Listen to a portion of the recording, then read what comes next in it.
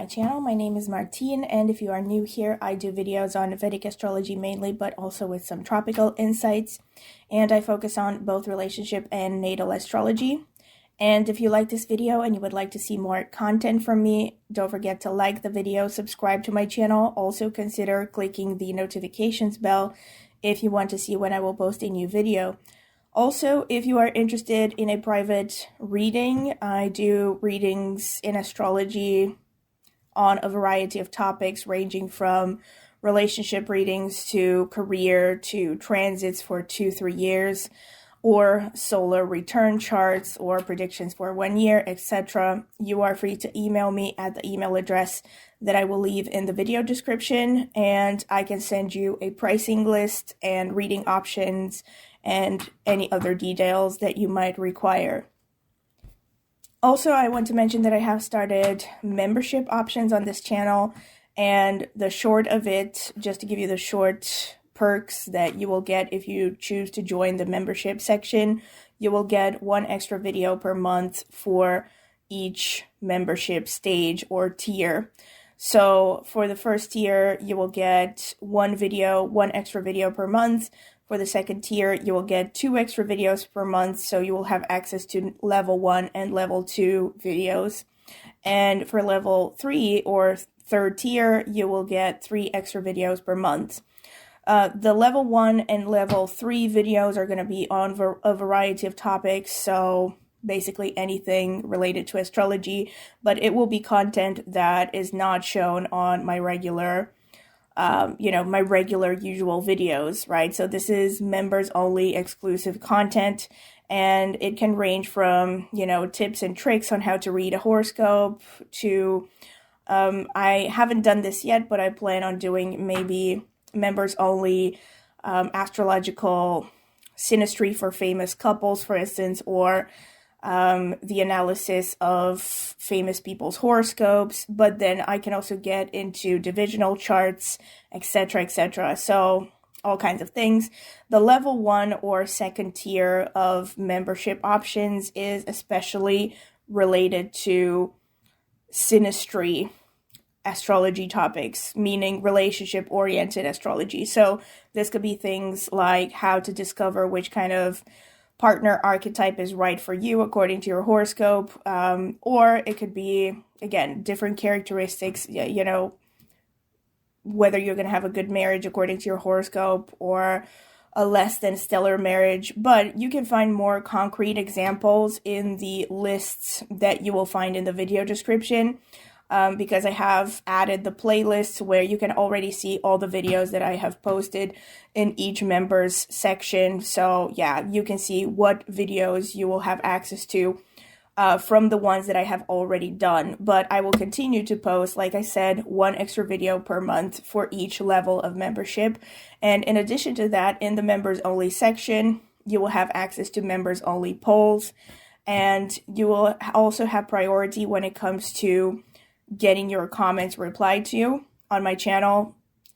And you will also have stickers that basically show up next to your username that show that you are a member, and a couple of exclusive emojis. All right, so that's pretty much all the perks that you can have as a member on my channel. If you're curious, you can check the video description for more details as well, or you can click the join button under any of my videos to also see the prices, because the prices will be shown in your local currency. All right, in addition to the members only section, I also have a tarot channel, and I post there semi-regularly, and I will be linking the tarot channel in the video description as well as in the pinned comment. It's called Martine's Tarot. So if you are curious about tarot, if you're into it, maybe check out my channel, maybe subscribe. I would greatly appreciate it. Thank you very much for listening to this intro. And now I'm going to get straight into today's topic. Hello and welcome to my channel. Welcome to another video from me. So today's topic is going to be on somewhat of a spontaneous subject again, something that caught my attention in the past 2 days.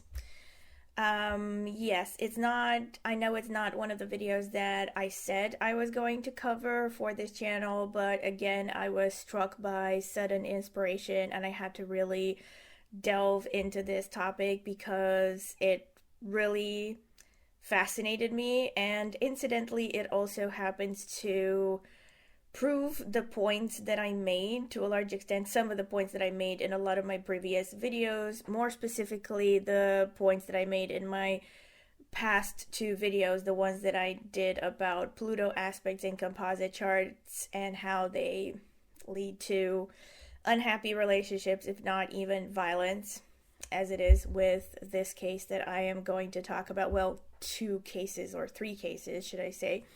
And before I beat around the bush too much, this is about a singer. Maybe some of you know him. His name is Bertrand Cantat. I think that's sort of the pronunciation.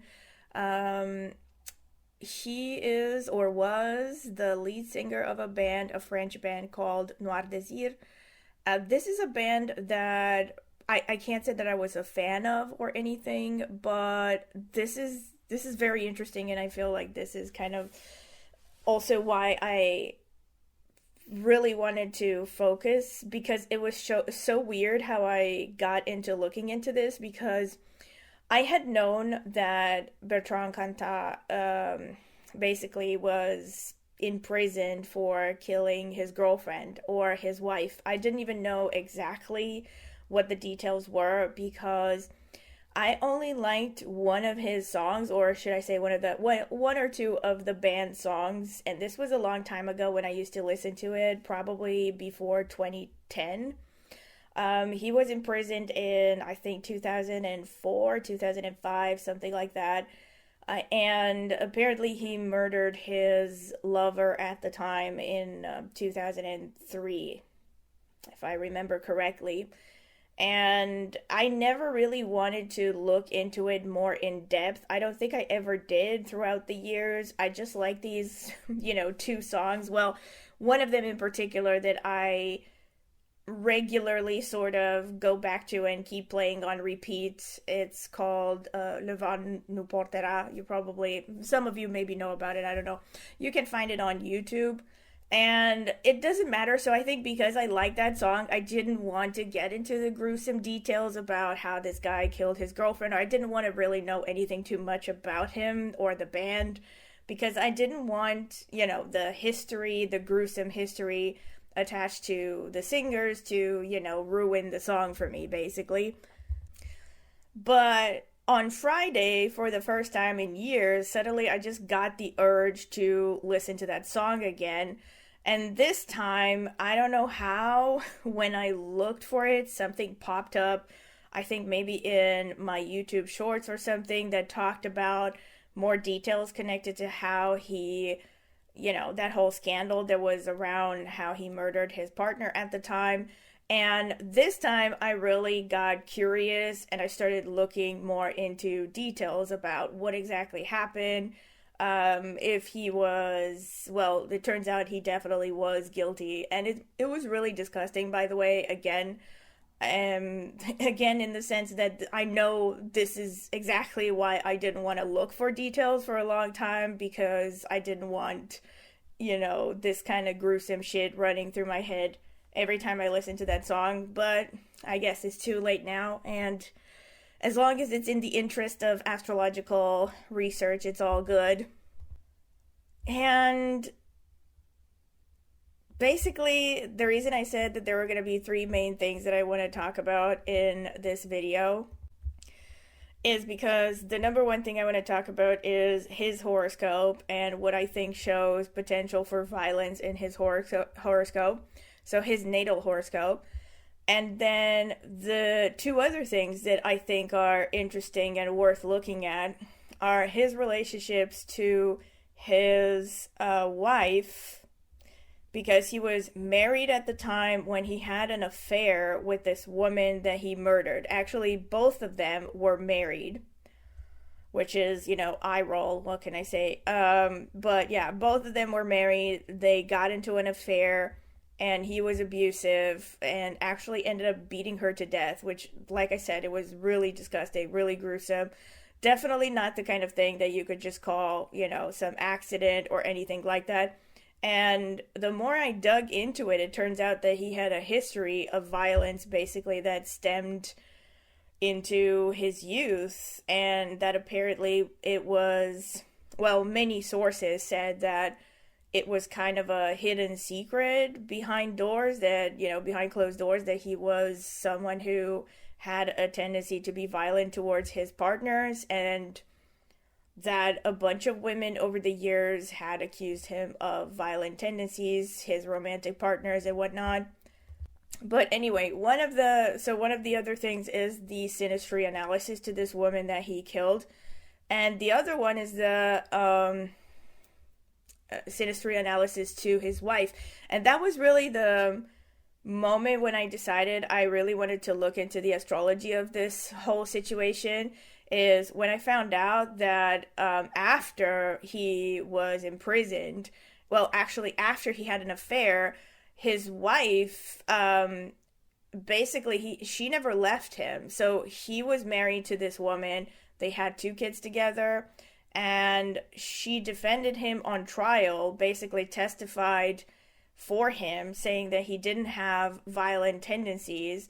And then later, around 2010, this woman was found hanged in her apartment. It was ruled out as suicide. So at the time, basically, if I remember correctly, they were still married. Hold on, let me double check that. So yes, based on what I have seen, she was still married to Bertrand Cantat, and yeah, it's all very suspicious, basically. So he was supposedly, allegedly, was asleep while she hanged herself with their kids in the house at the same time. So yeah. Another thing that is worth mentioning is apparently this whole thing was documented in a Netflix series that, if I understood correctly, came out last year. I haven't seen the series. I actually have a Netflix subscription, so I don't know. I'm gonna see if I can find it. But no matter how you look at it, there's no denying the fact that he did violently beat his girlfriend to death. And according to apparently what is also portrayed in this documentary, there was evidence to support the fact that he was abusive towards his wife, and then she died allegedly of hanging. Well, that was the official case at the time, because this happened in 2010. But apparently they were considering reopening the case after this documentary was made by Netflix, where more witnesses came with evidence against him and suggested that he was very violent towards his wife as well. And this is in addition to stuff that I also read online, that apparently, like I said, it was some kind of a hidden secret in the music industry in France that he had an abusive history, etc. All very gross. I'm going to leave some links that I found about this story in the video description if you do want to do more research, but I'm sure you can find plenty of resources online. However, the bottom line is I looked into his natal horoscope first and foremost, because I was trying to look for signs that would explain a tendency towards violence, and yes, I did find something. As usual, though, as I've mentioned before, whenever I looked at horoscopes of people who were criminals or violent or whatever, it's not like there's some specific configurations that you can pinpoint 100% and always connect those to violent behavior. It's always about nuances. It's always about a lot of multiple factors showing up in a horoscope at the same time, multiple configurations that will point towards violence. However, yeah, all of that being said, let me just start looking at his horoscope, because I think it's all very, very obvious, really, in his horoscope.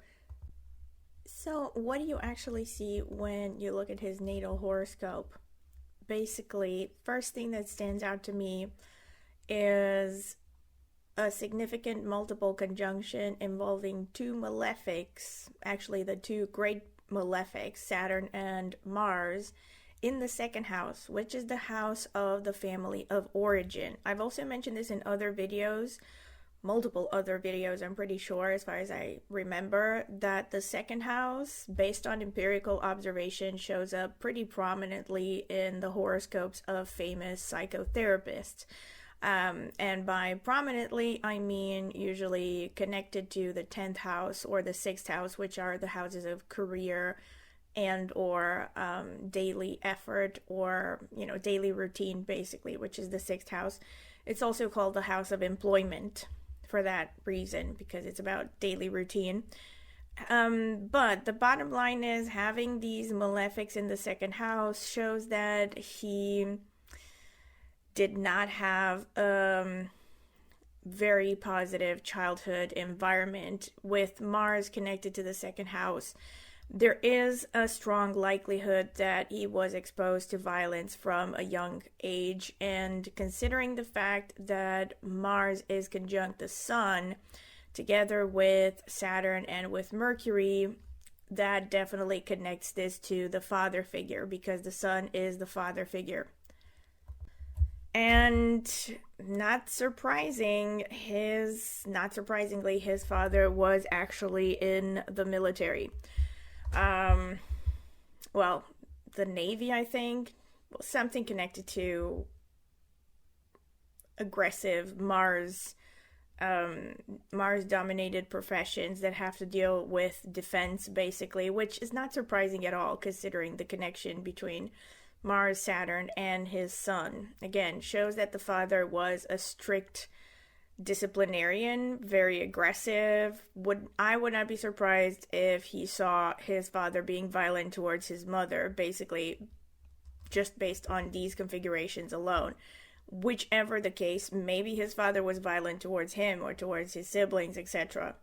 I haven't actually found any real information about this, aside from the fact that his father was connected to the military. Navy officer.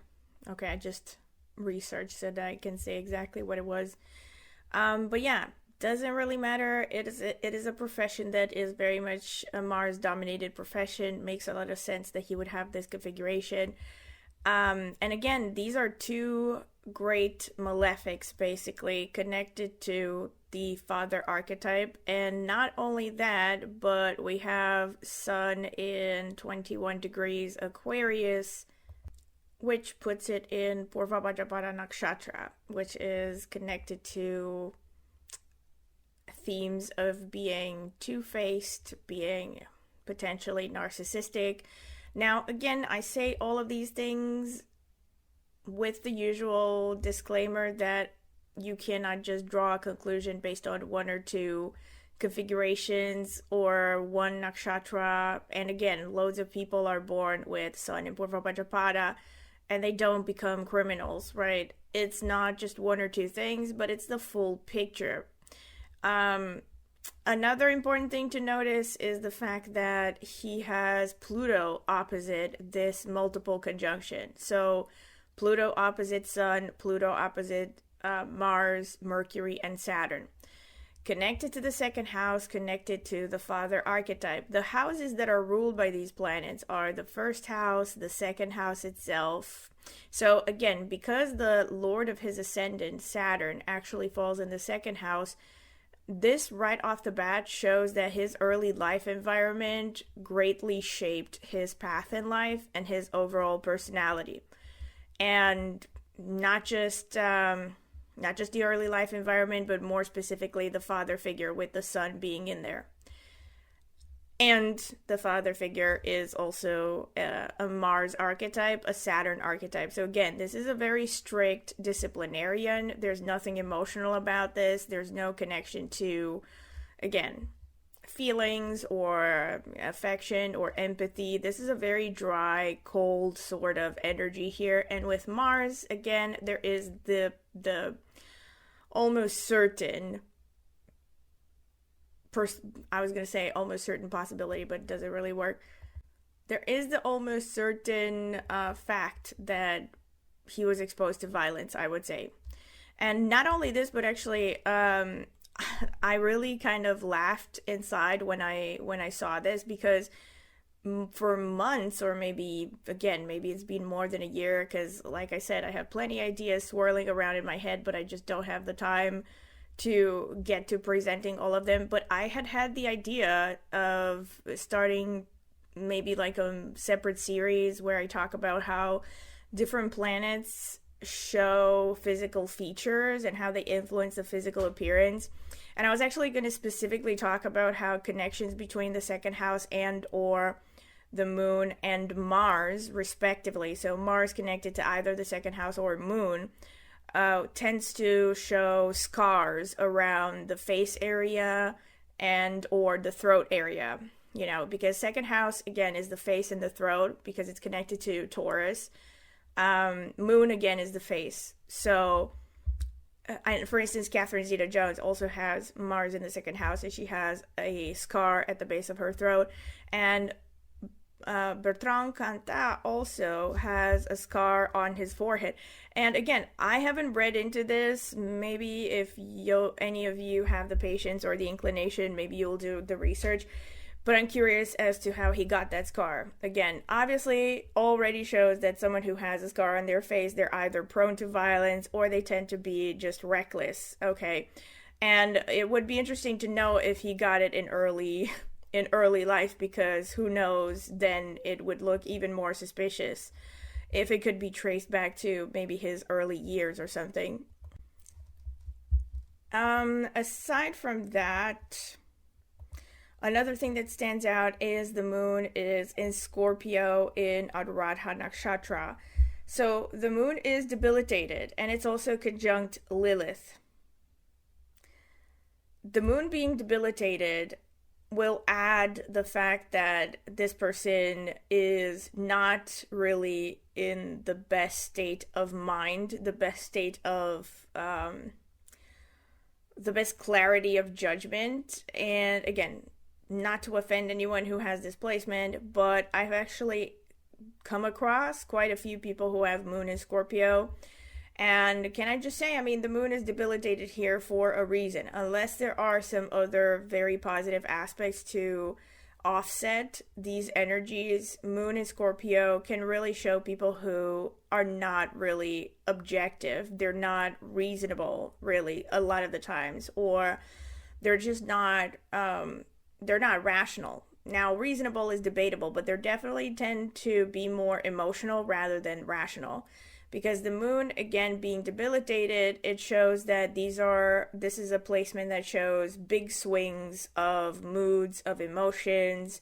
So this is why the moon is happiest in Taurus, which is a very solid earthy sign. That's why it's exalted in Taurus, which is the opposite of Scorpio.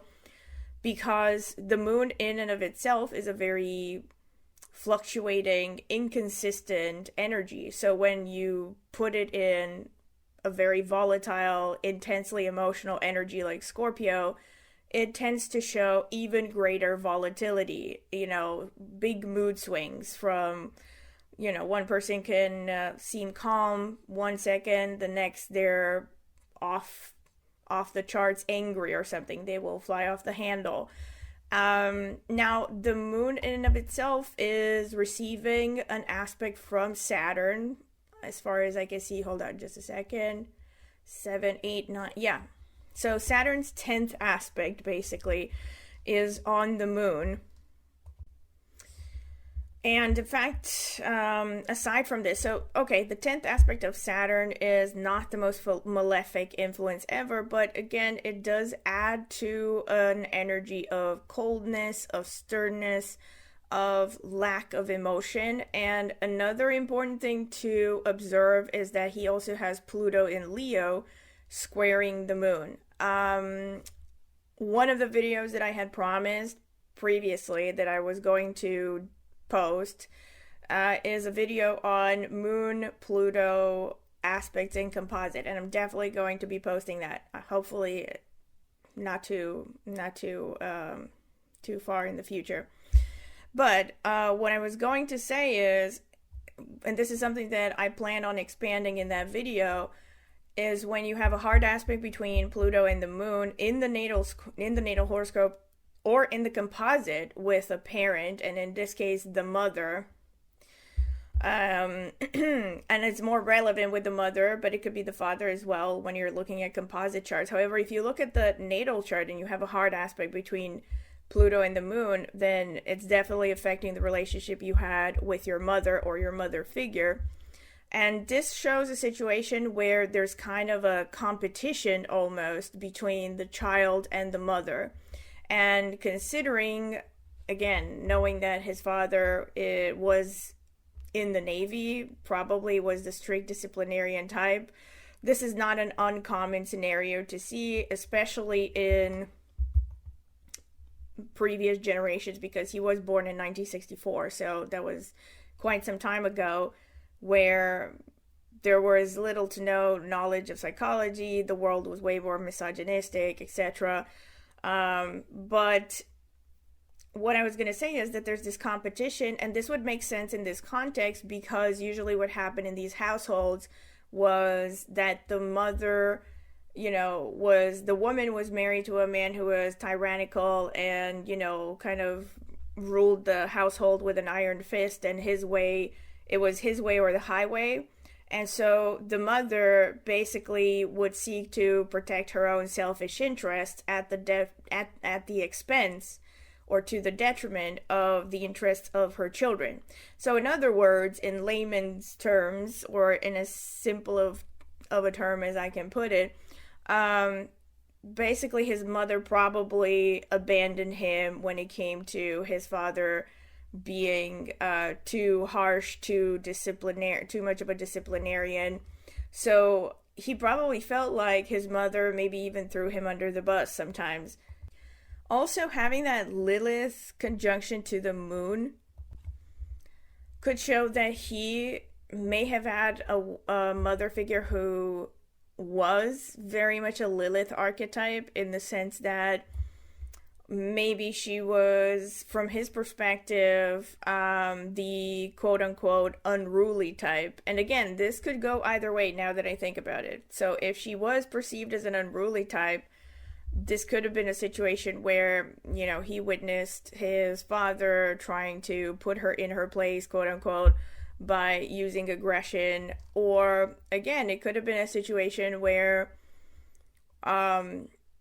she was just the one who was sneaky, so not necessarily unruly in the sense that, I don't know, she pissed off his father, but in the sense that, she was sneaky, she was selfish, maybe she was manipulative, narcissistic, potentially.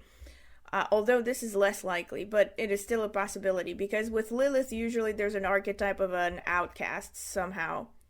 Maybe a bit of a scapegoat, actually, now that I think about it. So this could have been a situation where, like I said, my knee-jerk reaction was to think that he probably witnessed his father being aggressive towards his mother. And it could be an either or. So maybe his father was aggressive towards both of them, towards him and his mother, and he just felt like his mother never really protected him enough or something like that. It's also very interesting to note that if you look at it from the Chandra Lagna perspective, again, so Chandra Lagna basically means Chandra means moon. So you basically just take the moon sign as the ascendant and you look at where the other planets fall with respect to the moon. So this gives more insight into a person's psyche, their mood, what drives them and whatnot. And so if you take the moon as ascendant, you see that his fourth house holds that cluster of planets with Sun, Mars, Mercury, Saturn.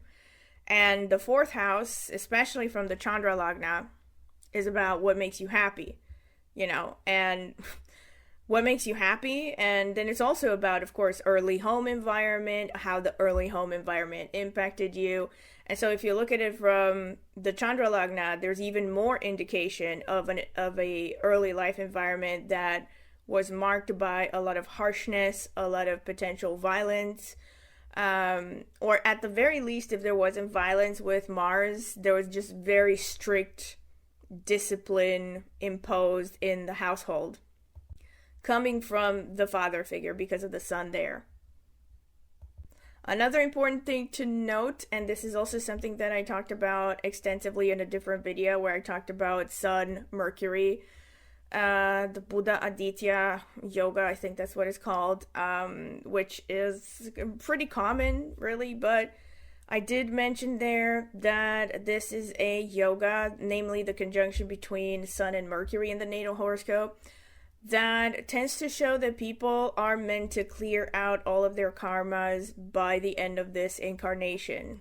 So that means that if these people do anything wrong, they will have to face the consequences of their actions in this lifetime. I think I also went over some famous examples in that video where I used to illustrate basically the fact that these people tend to, if they do anything illegal, they tend to be called to justice.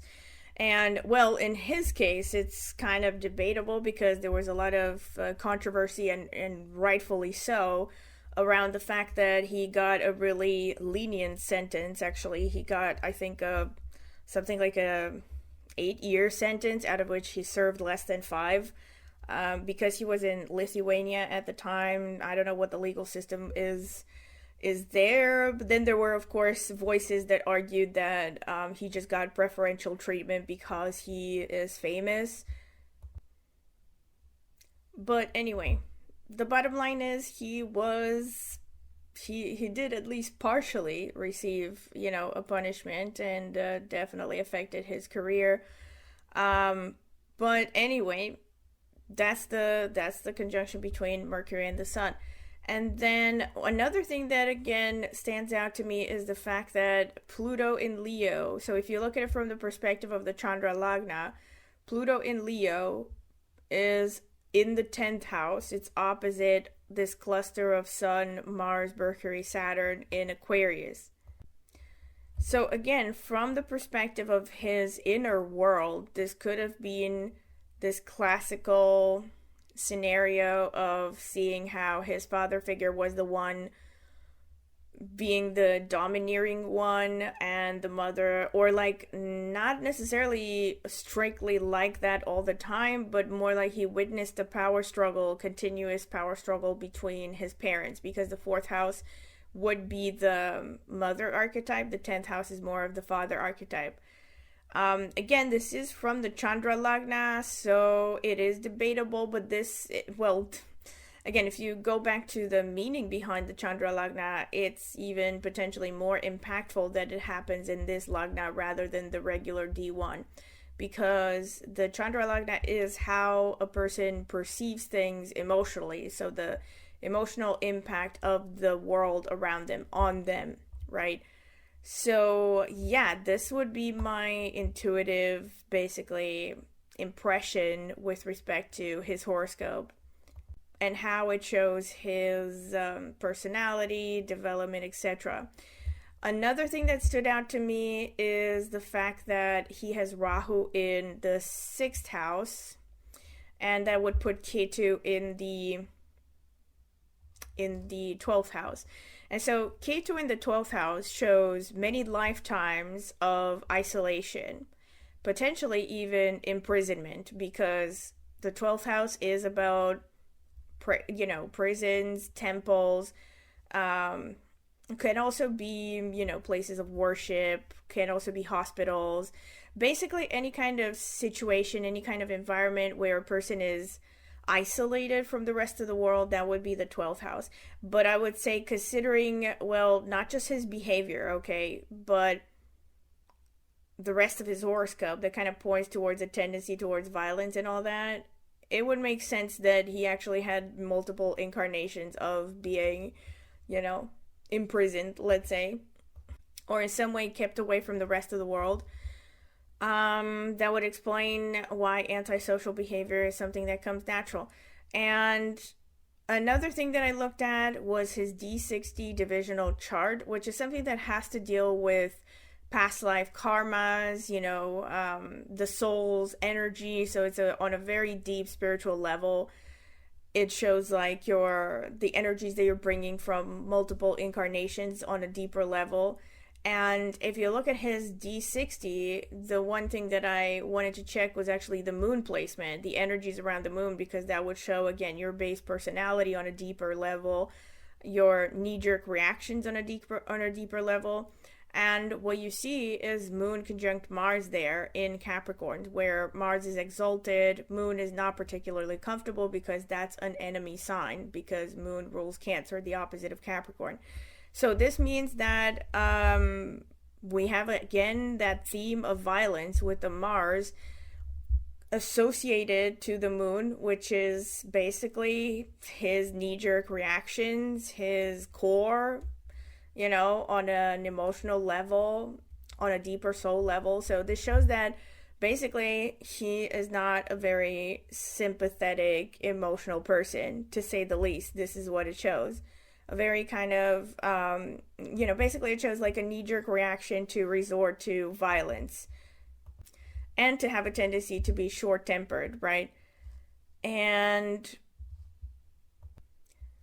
this one is particularly important in this case, and it further supports my idea that this guy was really bullied by his father, because Mars is in Sastabisha Nakshatra. I actually remember, again, talking about this in one video. I don't remember which one, because again, I have over 300 on my channel, but I do distinctly remember talking about this. I mentioned Casanova's horoscope. I dug up his time of birth as given in historical resources. I guess not 100% accurate, but if it is accurate, he had Mars in Sastabisha, and I do remember talking about this in a video, that if men, that especially in talking about Casanova, that having Mars in Sastabisha could show some kind of wounding surrounding masculinity, basically a desire to show off, to prove people wrong, to prove that you are very masculine because, well, maybe in some way you were challenged, you were made to feel like you were less of a man, especially in a man's horoscope, because again, women could have Mars in Sastabisha, but unless that Mars is conjunct one of her feminine planets like Moon or Venus, it's unlikely that she will identify strongly with the Mars energy. She's more likely to project it onto the man that, she has around her, basically, or the kind of men that she's attracted to. But from a man's perspective, that Mars energy is very personal. So it has to deal with how manly he feels, how virile he feels, etc., how he is perceived with respect to his masculinity.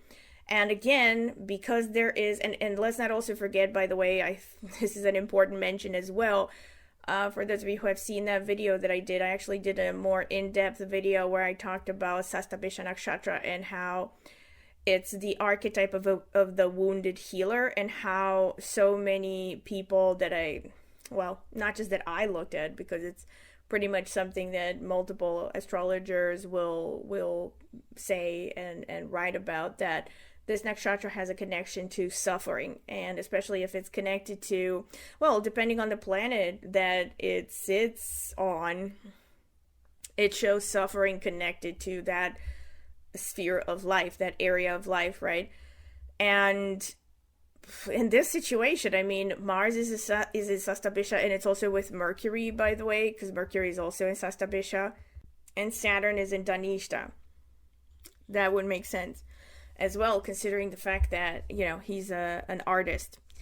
And also, again, speaking of this, I feel like I keep mentioning things like some kind of commercial, but I think, for people who want to look into this more in depth, I actually did a video where I talked about how Saturn is connecting to a person's life's work because of the connection to karma and, social responsibility, basically, what you owe to society. And because, the Saturn energy is slow moving, and it shows basically things that are challenging you consistently throughout your life, things that you're working towards, and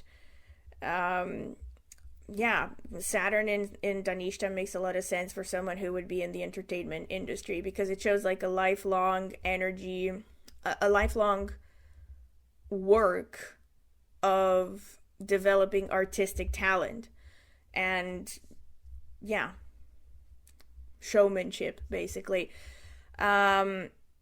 And what is important to notice is that, so aside from the fact that Sastabisha is there prominently, so it's Mercury, it's Mars, and they're both conjunct the Sun, they're both conjunct so they're both connected to the Lord of the Ascendant. So the Lord of the Ascendant is Saturn. It's conjunct these two planets in Sastabisha.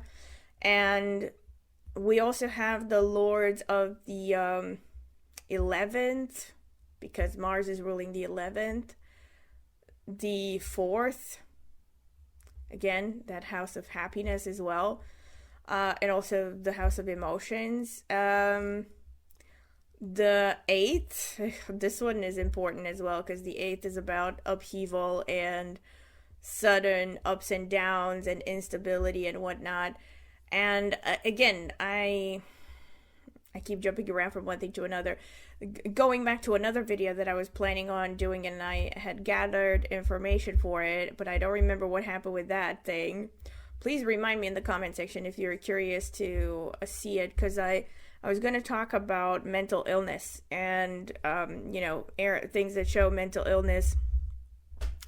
And there's a definite connection between 8th house and especially the 3rd house. I don't know about the 2nd house that much, but in this case, either way, the 8th house in general is about ups and downs, upheavals, right? Sudden things that are beyond our control, things like accidents. By the way, this might explain how he got that scar, because the 8th house lord is in the 2nd house, so my guess is it must have been some kind of an accident, or some kind of a sudden thing, not necessarily an accident. Maybe he, got into a fight or was hit by someone intentionally.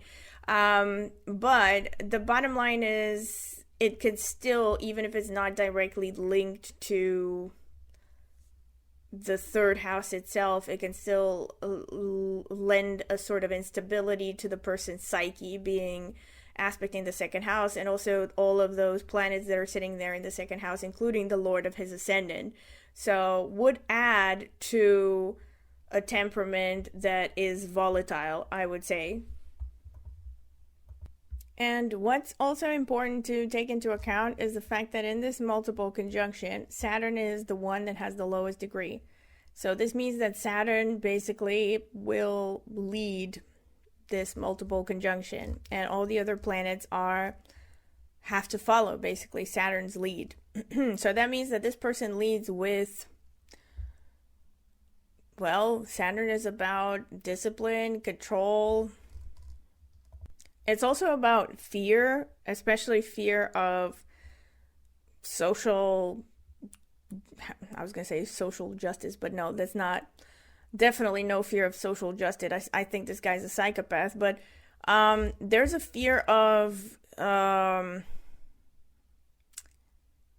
kind of failing, of not keeping face.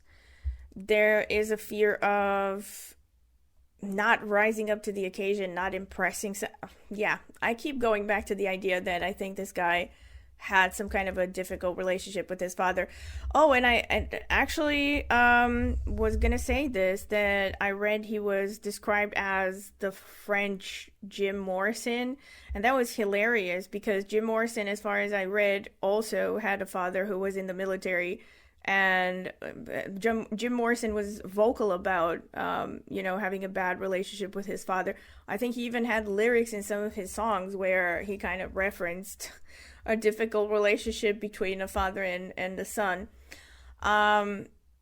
So yeah, I don't know. I guess maybe there's a pattern of sons who are raised by military fathers, that they turn to arts for self-expression, but apparently not always, they don't always escape their childhoods in the best mental state. Not that Jim Morrison was entirely sane either, but he was not particularly violent as far as I heard.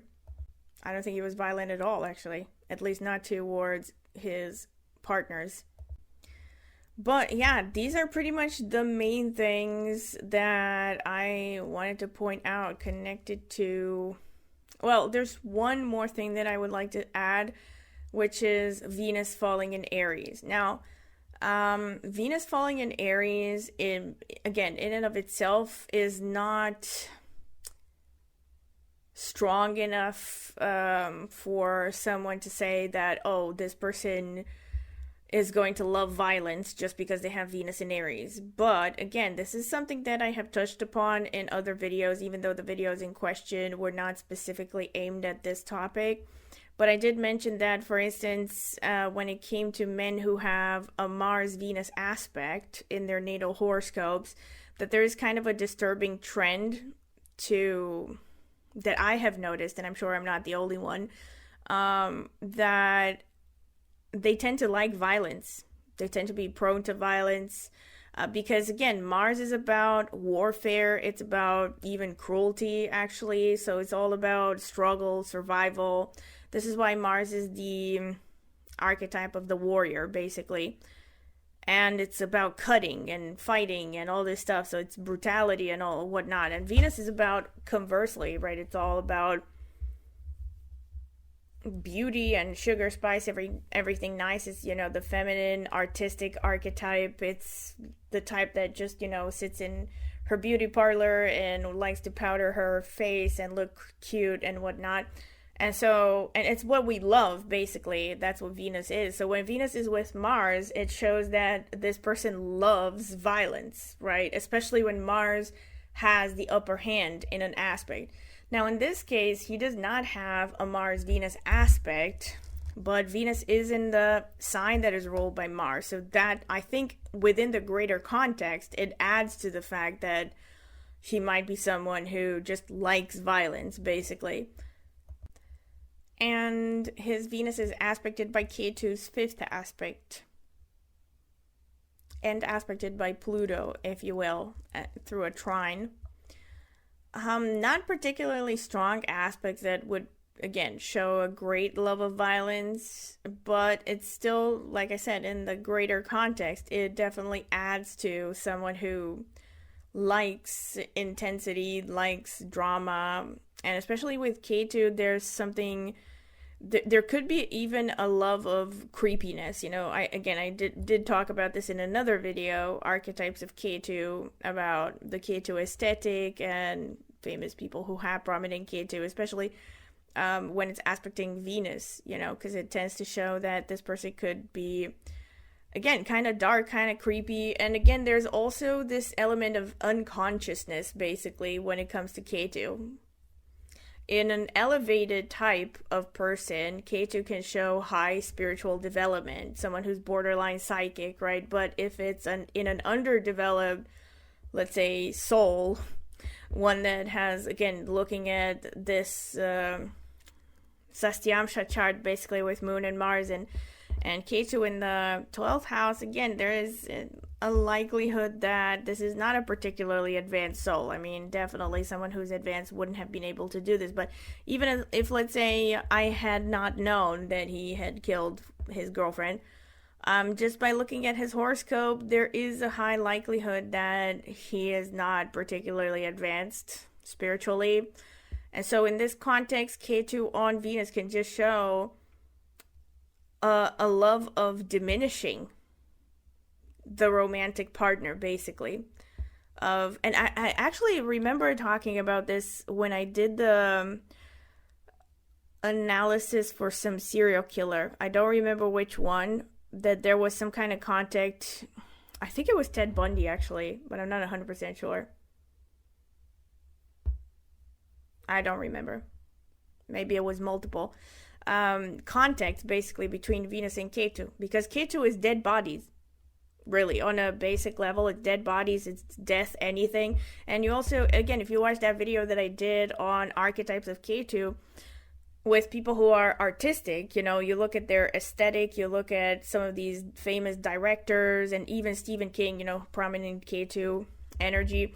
A lot of their stories, their aesthetic and everything revolves around spirits and demons and death and dead bodies and a lot of gruesome stuff happening, right? So that can all be traced back to K2.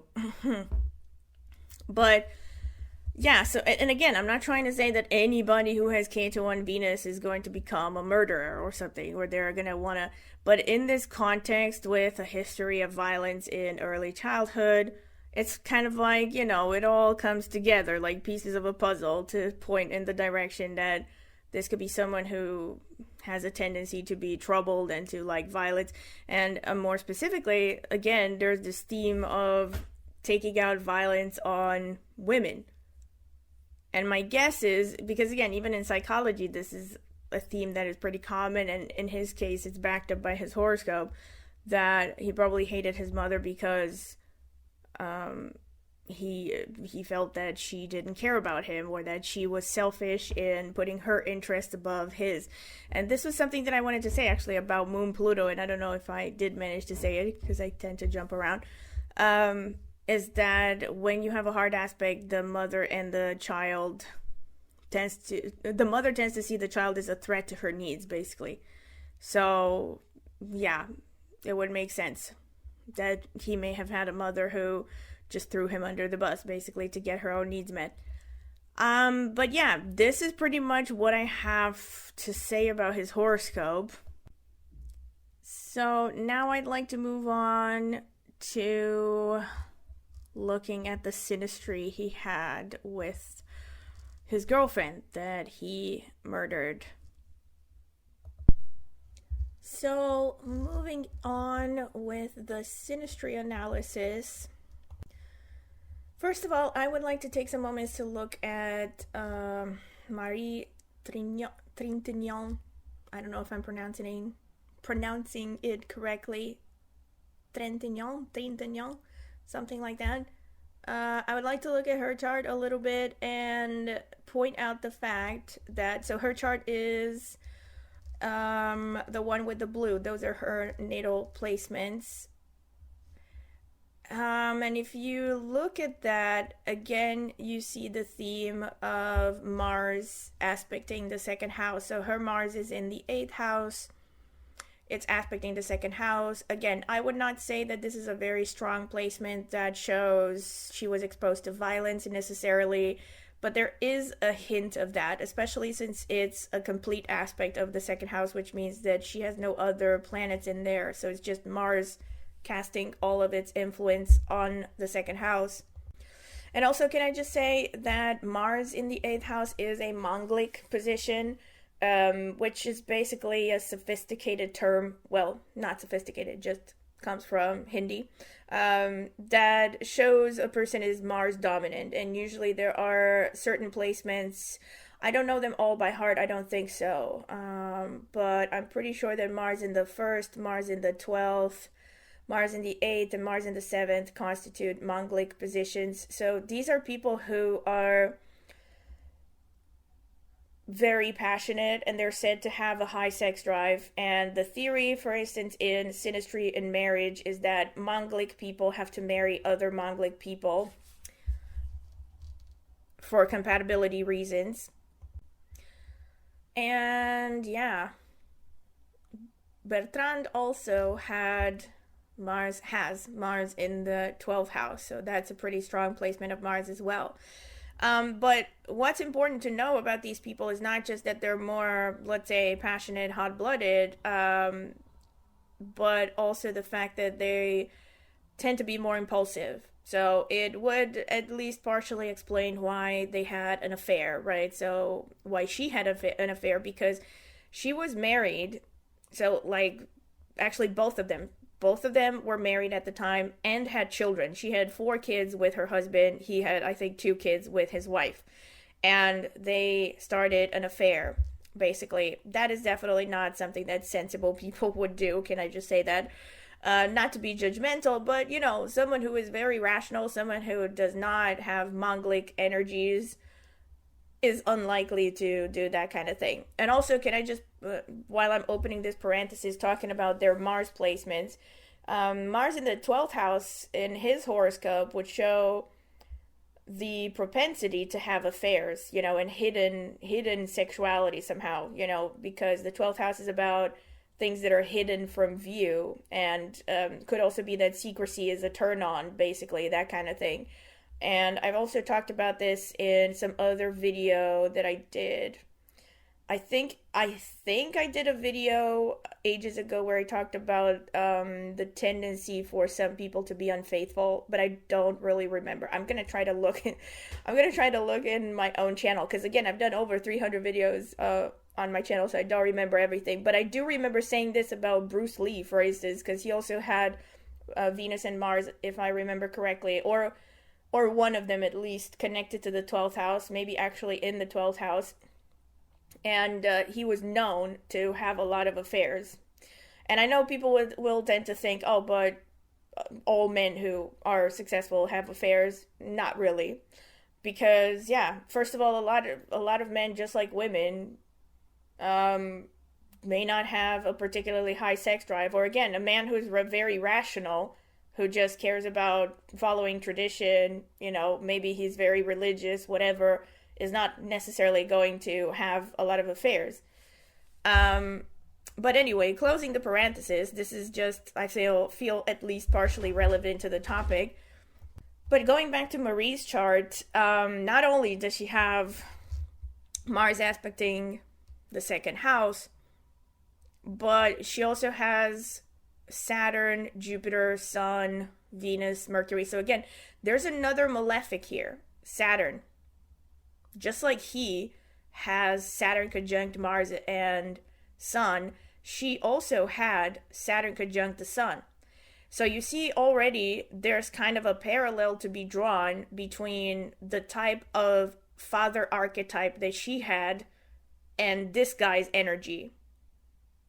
And this guy's father archetype as well. But the difference is that due to psychology and due to social, cultural upbringing, sons are encouraged to identify with the qualities of the father, whereas women generally are not encouraged, or they're encouraged to identify more with the mother, and they tend to project the energy around their father onto the men that they're attracted to later in life. And you see this theme here. Not only this, but you see that in her case, this cluster of planets, again, having Venus, Sun, Saturn, Jupiter, Mercury, is opposite her moon. And, another important thing, very important thing, it's conjunct Ketu. Speaking of not rational, okay, people who are very Ketu dominant tend to not be rational. And actually, Ketu conjunct the Sun would have shown an absent father, either early death.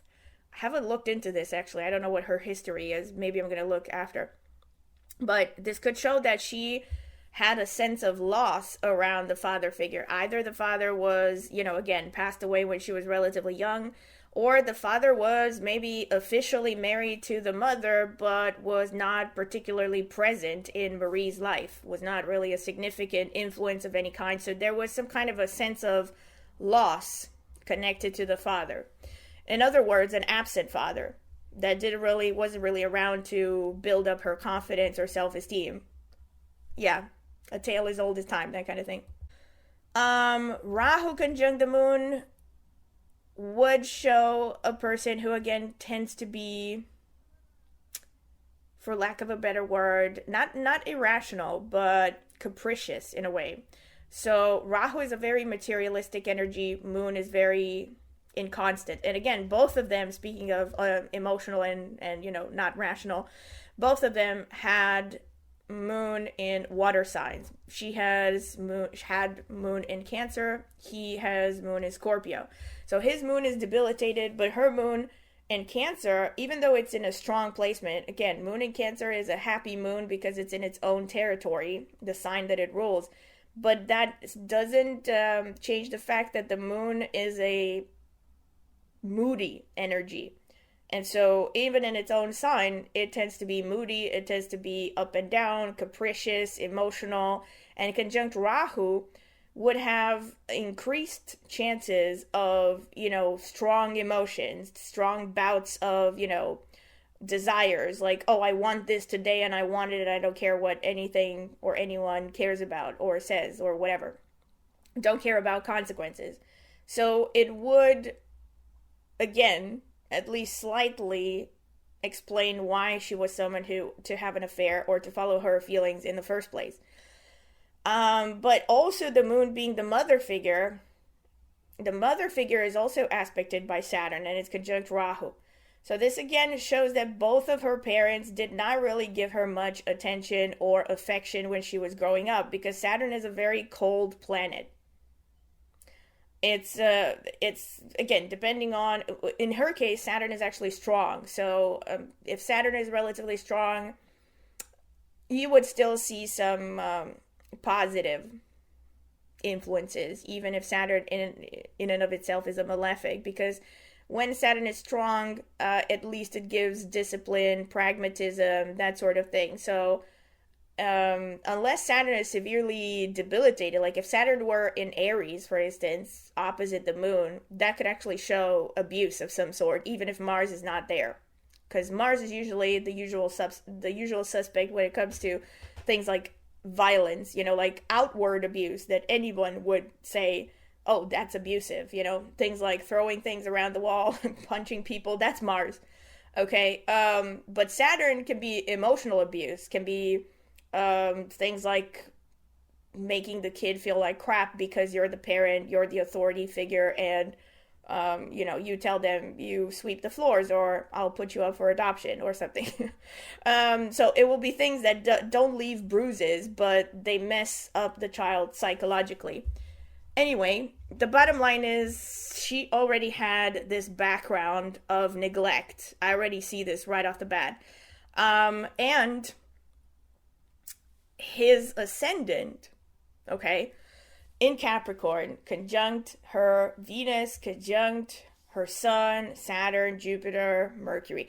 And again, Venus conjunct his ascendant, this again would explain a huge attraction. Also conjunct the rest of the planets as well, especially since the Sun in a woman is again the father archetype. Maybe there was a weird vibe, I don't know. He reminded her of her father or something. But Venus conjunct ascendant, like I've talked about this, again, I had a separate video about this, and it's usually the other way around when it produces strange, strong infatuations, but irrespective of gender, Venus is your aesthetic ideal. It's even more strong for men when their Venus is conjunct a woman's ascendant, because Venus is already a female archetype, and it shows the ideal woman in their horoscope. So when they have their Venus conjunct a woman's ascendant, they tend to be blown away, like, oh, where have you been my whole life, that kind of thing. And yeah, so having this conjunction again would have explained why she was very attracted to him. And on top of that, her moon and Rahu in his 7th house would explain the mutual attraction. And maybe a strong sense of, this is the really messed up thing now that I think about it, a very strong sense of deja vu, because her Ketu is conjunct his ascendant, was conjunct his ascendant as well. So a past life connection, I don't know. I'm not going to get into karma and all that because I don't want to go there, not when it comes to this grim topic. Plus, I've actually heard that some abusers, years ago, I think I saw, again, I'm opening a parenthesis, but some years ago I saw this documentary about Buddhist monks. One of them, or a group of them somewhere in a monastery that they opened in Europe. I don't remember where exactly. Decades ago. I don't know if they're still around, but apparently there was this guy who, again, like many religious figures over time, turned out to be abusive, and he was using this argument that, he was teaching women that if they were SA'd, that it was because of something they did in a past life, and they should just accept it, which was, like, mind-boggling bullshit, Obviously, this is an example of how, teachings can be used for very selfish, disgusting reasons. And let me explain something. It doesn't matter what your karma was in a past life. Nobody, no spiritual teacher at any point in history ever said that you should just stay there and take injustice. Even in the Bible, it says, eye for an eye, tooth for a tooth. You have the right to revenge. End of discussion. But again, the question of revenge, of course, question of justice is not always black or white. People have to decide what punishment is appropriate, etc., etc. But since I'm on this topic, I definitely think that 8 years for murder is a ridiculous punishment. If you ask me, anything less than life in prison for murder is an absolute joke. But anyway, let me not digress too much. So there's this thing going on around his ascendant with her planets. And then what I also wanted to point out is the Lilith situation. So her Lilith, again, I am referencing a previous video that I posted. Multiple previous videos, actually. And again, yes, I'm going to continue that Lilith series because I know I still have to post in it. But I did mention multiple times Lilith, strong aspects in synastry, particularly from the woman's Lilith to the man's planets, tends to produce potentially abusive relationships because it makes men crazy, emotional, possessive, obsessive, all this stuff. And her Lilith in Leo, first of all, was conjunct his Pluto. They had the same Pluto because they were close in age. There was that conjunction to Pluto, and then there's also the opposition between her Lilith and his Sun, Mars, Mercury, and Saturn. Most important of which I would say is the Mars-Lilith opposition, because Mars-Lilith aspects, and I have mentioned this also in the general video that I posted more than a year ago about Lilith and synastry, that so often you see Mars Lilith and Moon Lilith. Again, a more recent video that I posted talked about Moon Lilith in abusive relationships.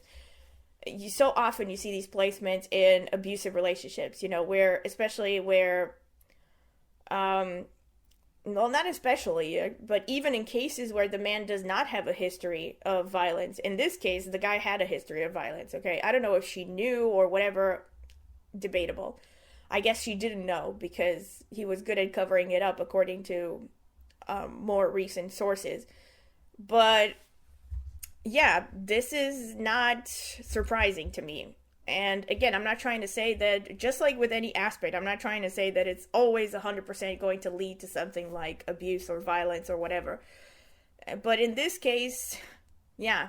And also, the fact that her Pluto is opposite his Mars, again, would add to that. Because Mars-Pluto, again, I've talked about this in another video ages ago, Mars-Pluto also shows up a lot in violence. And in this case, it mirrors his own natal placement. So he has Pluto opposite Sun, Mars, Mercury, Saturn, which again would definitely show a power struggle with his father figure.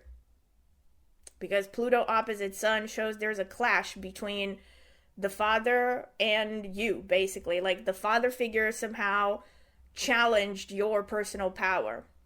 So, and this is going to, I'm going to hold this thought because I'm going to talk about it at the end. But okay, I'm going to mention it right now. So I want to look at his synastry with his wife as well after this. And well, you're going to notice in composite charts that they had Pluto aspects. They have a lot of Pluto aspects. So with both of these women, basically loads of Pluto aspects, strong Lilith aspects. So the same themes of power struggles were sort of reproduced in his relationships. And I mentioned this in the video that I posted recently, or about within the past month or so. Pretty sure I mentioned this as a parenthesis. I don't know how many people caught it. That you see a theme, a pattern with narcissists being attracted to relationships that they have strong Pluto aspects in. So, especially in the composite chart, narcissistic individuals, consciously or unconsciously, they are attracted to relationships where there's a lot of Pluto hard aspects, because it gives them a chance to exert power over someone else, to basically bully someone into submission. And that's a turn on for them, whether they realize it or not. Because narcissists, they live for power struggles. They live for, feeling like they are constantly one-upping someone. And I have not gotten to, but anyway, I'm going to talk about this more in the composite before I get sidetracked. The bottom line is strong Lilith placements, and also her Lilith in Leo was also square his moon and his Lilith, his moon Lilith conjunction his Scorpio, which again, I would say is significant still. The square does not show up as commonly, as often as the conjunction or the opposition between Moon and Lilith, but it still counts as a strong hard aspect.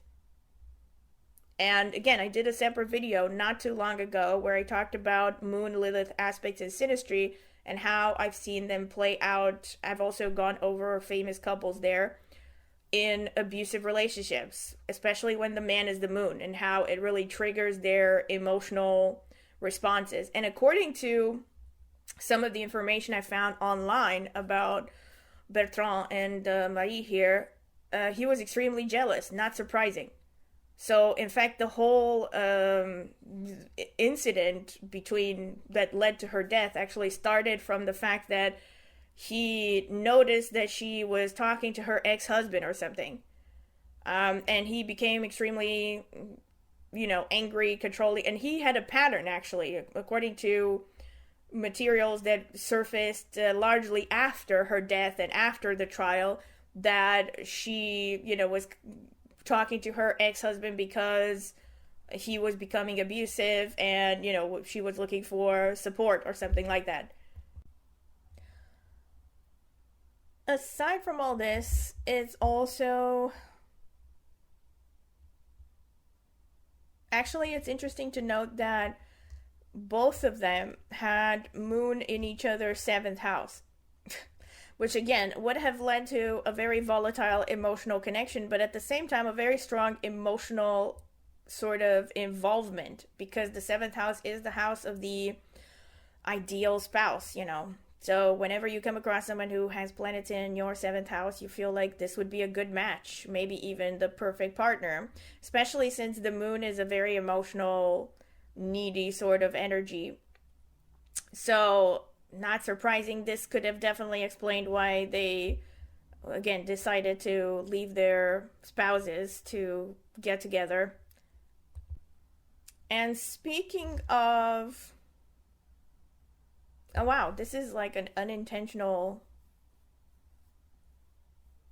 thing, because I was just, again, another parenthesis, but I was recently considering doing a video on having the same planet as Darakaraka in synastry and when it's positive and when it isn't. But they have the same Darakaraka, so both of them have Venus Darakaraka as far as I can see. Hold on, let me double check. Yes, so in her horoscope, Venus was in 6 degrees Capricorn, 13 minutes. She also had Saturn. Okay, so it's conjunct Saturn, yeah. She has that multiple conjunction.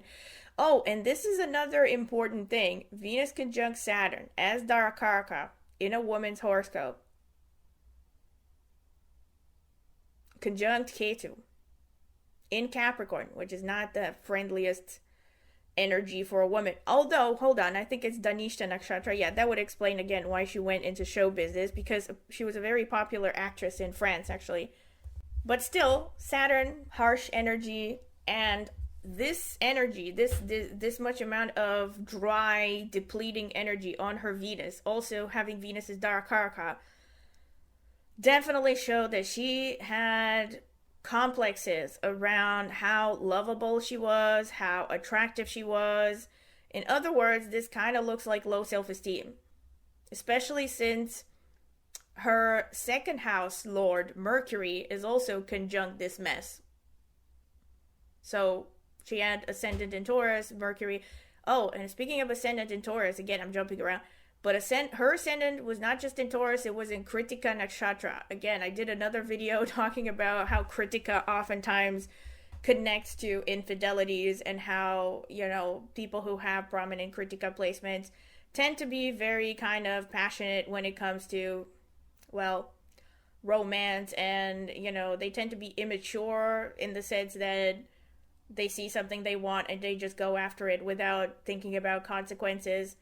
So this may have also explained, so it's basically like multiple things in her horoscope that supported her, explains her behavior basically, and this affair and the attraction to him.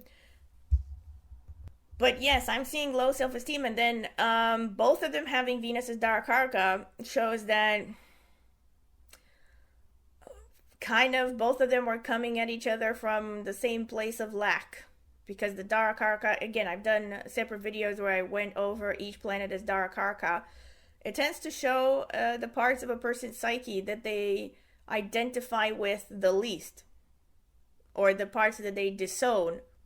And that's why it shows as an attraction towards romantic partners. It basically is what they project onto romantic partners, because they feel lacking in that department. Now, whether it's a true lack or whether it's an imagined lack, that depends. And based on what I've seen, most of the times it's an imagined lack. And I mean, hello, if you looked at her, she was drop dead gorgeous. So with respect to whether she felt lacking in, beauty and attractiveness, it was definitely something that was in her head, not something that, not something real.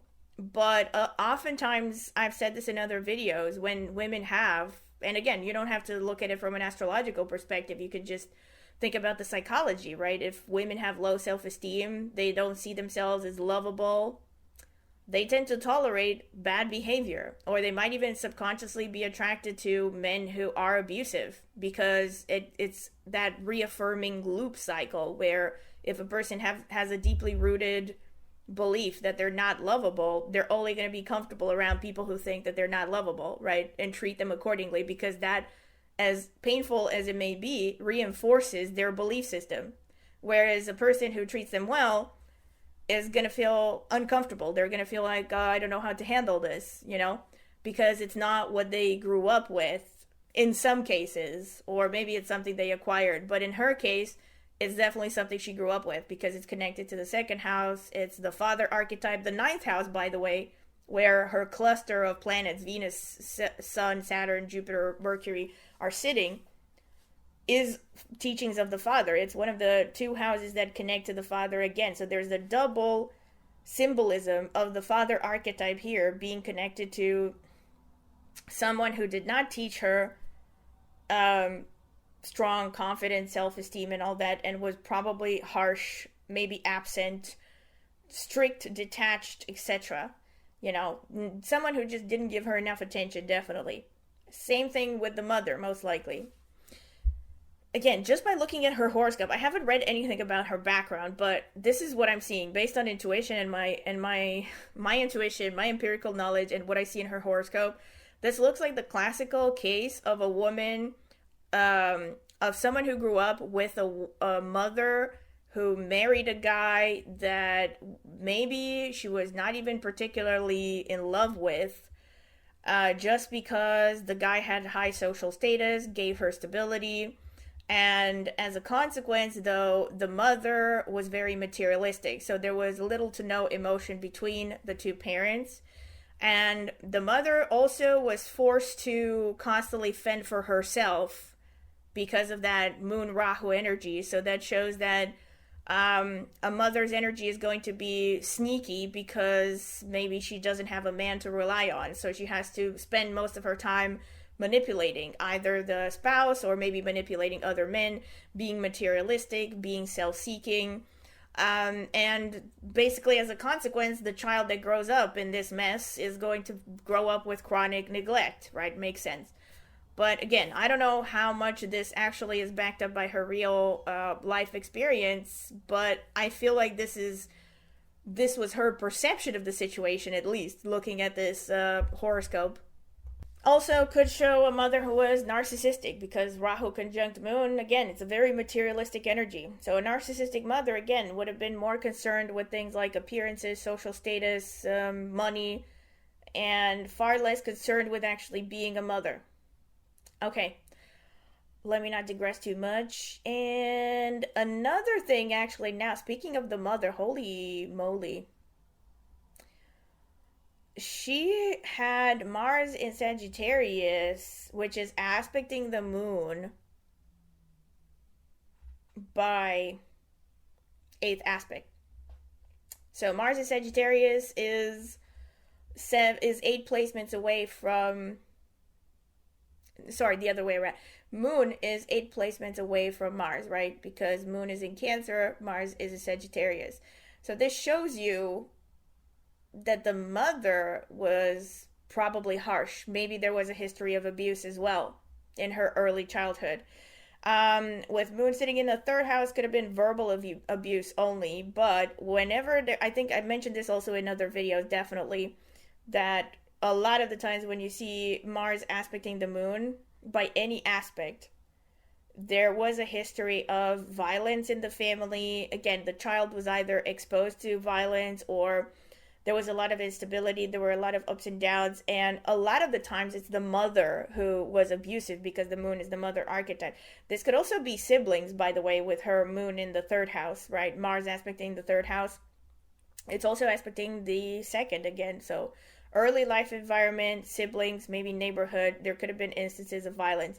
But with Mars, basically, it's anything that would trigger the fight or flight response, right? Anything that would put someone in a survival state, that is symbolized by Mars. So usually it's physical violence or some form of violence. Again, it could have been emotional or psychological.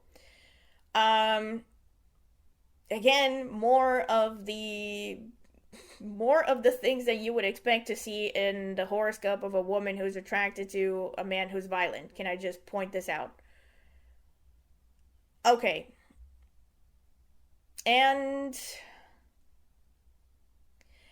it's just, again, I think in this case, it's also important to mention one more time that a lot of the aspects they had between them seem to mirror his own negative aspects, particularly surrounding his mother. So he has Moon conjunct Lilith in Scorpio, square Pluto. So this is his natal horoscope. It's square Pluto. Let's see, what else is going on there? Aspected by Saturn.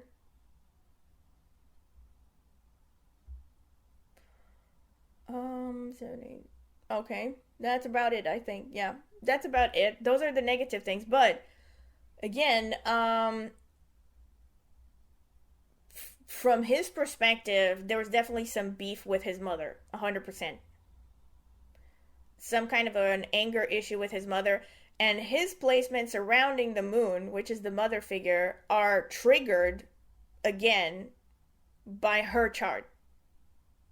So her Pluto is also square his Moon. Her Lilith is also aspecting his Moon by square, not by conjunction, which is the natal aspect he has. And let's see, are there any other aspects to his Moon?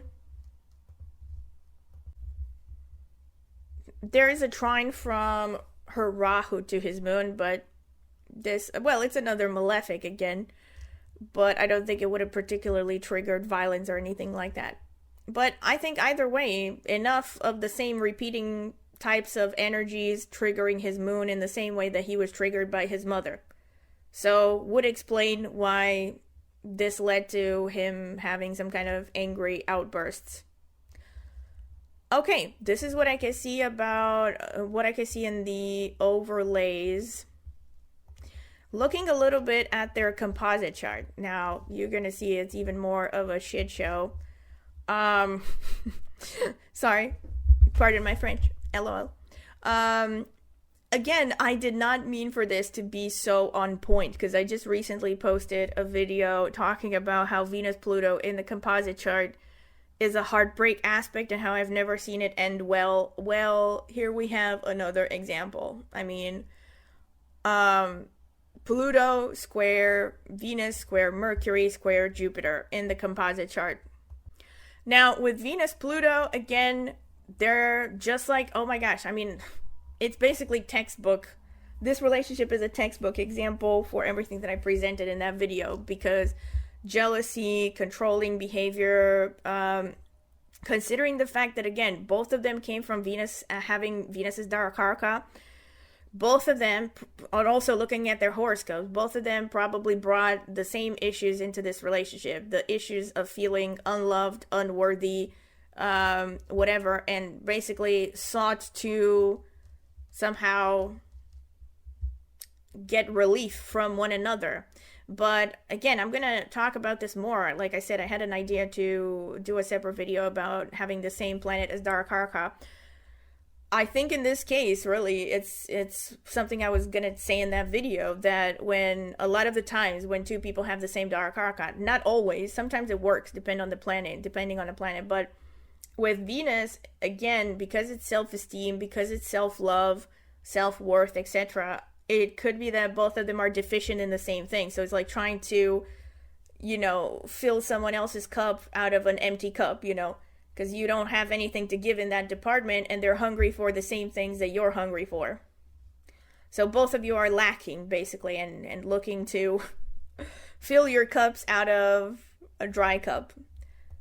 And so in their case, this would have made the Venus-Pluto opposition even more painful than usual. Like if maybe the two people in the relationship did not have Venus's Darakaraka in their natal charts, it wouldn't have been as deeply wounding to have this in composite, But in this case, it probably hit each other's nerves, like all the sensitive nerves that they had from childhood, in the worst ways possible. Aside from having this Pluto thing, there's also the Sun, Mars, and Saturn again in Capricorn, which again, considering the fact that both of them have, so she had Moon in Cancer, he had, and again, the opposition between Cancer and Capricorn, so her Moon in Cancer with Rahu in Cancer, and his cluster of planets in Capricorn. That would have created a very strong attraction. Again, the classical opposites attract sort of attraction. And here, the fact that this conjunction happens in Capricorn between Sun, Mars, and Saturn, again, would have constituted a strong point of attraction for both of them towards the relationship itself. So both of them felt like, oh, this is an important relationship, it's leading somewhere. Especially when you have strong conjunctions to the Sun in the composite chart, it tends to give the two people a very strong sense of purpose. Like, oh, we are here for a reason. There's a meaning behind this relationship. There's a purpose. And holy shit, now that I look at it, again, Rahu is in Cancer. So this conjunction, again, was conjunct Ketu. Ketu, which is, according to legend, a headless dragon god floating through outer space after being decapitated. That's why Ketu, according to symbolism, according to traditional astrology, Vedic astrology, is connected not just to death and dead bodies, but everything that is irrational, acting on impulse, acting on intuition. See, again, I've said this in the first part of the video as well. An advanced Ketu is very spiritual. It's very sensitive. It sees things that other people don't see in an accurate way. Because they're very, very sensitive, very perceptive. If Ketu is not spiritually developed, it just shows someone who acts on knee-jerk impulses, acts out of, feelings, out of habit. That's a big one, because Ketu represents past life tendencies, things that you have done maybe for multiple incarnations. So it represents knee-jerk reactions, your basic mode of operation and all that, right? But so usually people who have a lot of Ketu energy, especially Ketu conjunctions, they do things without thinking about consequences because they're not rational. They act on impulse. And in this case, showing up again, especially with Mars, the planet of violence, and Saturn, again, the planet of control and restriction, I feel like it was a recipe for disaster, really. And also, I think in this particular case, it's both of them also had a lot of Ketu going on in their natal horoscopes, again, it would have brought up a lot of unconscious negative impulses that each of them had, basically. And we see the moon conjunct Lilith again. So moon conjunct Lilith again would have shown this mutual, intense, unconscious attraction. Let's not also forget, probably the most important thing to remember about Lilith aspects is that it brings out all of the negative, all of the dark, buried parts of the subconscious. And happening in the composite chart, it would have done the same thing for both of them. Maybe alternatively, maybe at the same time.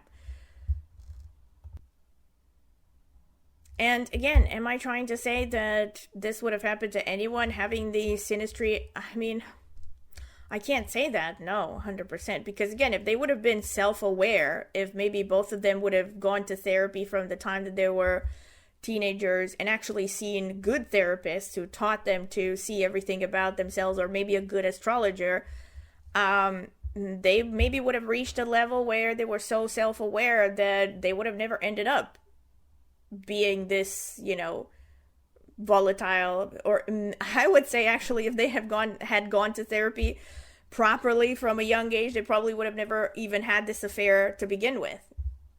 Okay, but anyway, I digress. But this is basically what I see in their synastry. And now I also wanted to look at the synastry between him and his wife, who, by the way, he did not divorce. Or I don't know if he divorced. No, he didn't, as far as I read. So the wife was still married throughout this affair, and then the murder, and she testified in his favor during the trial, saying that, he was a nice guy and whatnot. I don't know what the actual testimony was because I haven't found it anywhere nor read it anywhere. Like I said in the beginning, apparently there was a Netflix documentary made about them, so I don't know. Actually, like I said, I have a Netflix subscription, so I'm going to try to see if I find it when I have the time to watch it because I'm curious. So if you look at the synastry analysis between him and his wife, Krisztina Rády,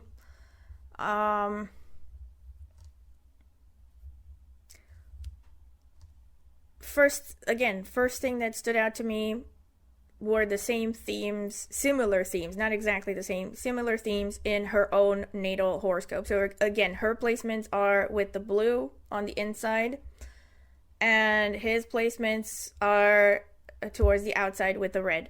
So first thing you notice, second house, coincidentally, just like Marie, had moon in Cancer, only this time moon conjunct Mars. So an even stronger energy between Mars and moon connection.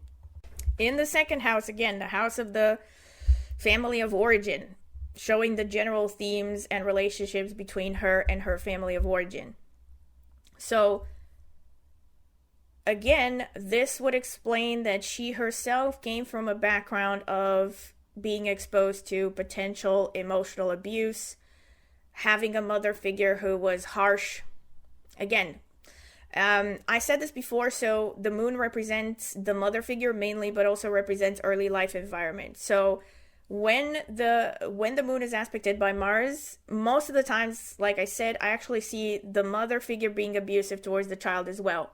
But it can also be that the mother was in an abusive relationship and she did not protect the child. Or sometimes what I've seen is situations where the mother stayed with an abusive partner knowing that he was abusive, just because she selfishly prioritized her own material interests. And whenever, let's say, the child was being abused, the mother never protected the child because it was not in her selfish interest to, again, put herself between the child and the spouse. So all kinds of, shady crap happening with these kinds of aspects when Mars is aspecting the moon.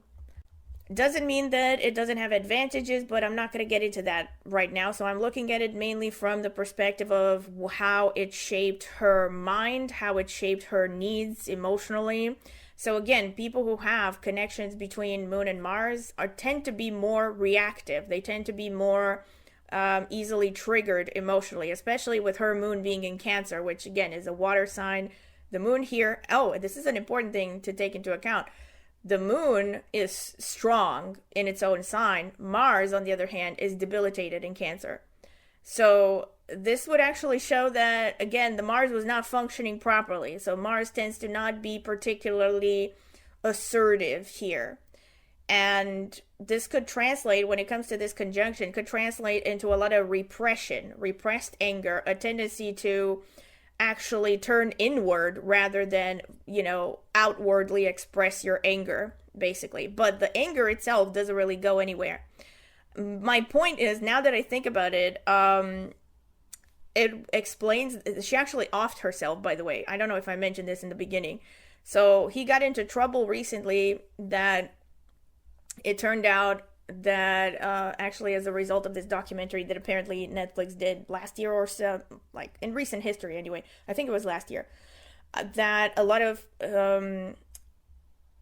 witnesses came forward and said things that there was one person that said she had checked herself into a hospital with severe wounds and stuff, and then there was the fact that she left a message to her parents shortly before she died, a few months before, that she was going through a lot of, I don't know if she actually said abuse, but it was something that really looked very incriminating, sounded very incriminating, something like she was going through something very abusive, that he was two-faced, that he treated her differently than, what he behaves like in public and all this stuff. So basically, it sounds like she internalized the anger that she felt, especially since she had a kid with this guy, actually 2 kids. So in these situations where a woman, ends up depending on a man emotionally, financially, and whatnot, especially when there are kids involved, right, she's more likely to just repress her anger instead of taking it out, expressing it outwardly, and instead just takes it on herself and turns into self-hatred, self-harm. In retrospect, it kind of weirdly makes sense.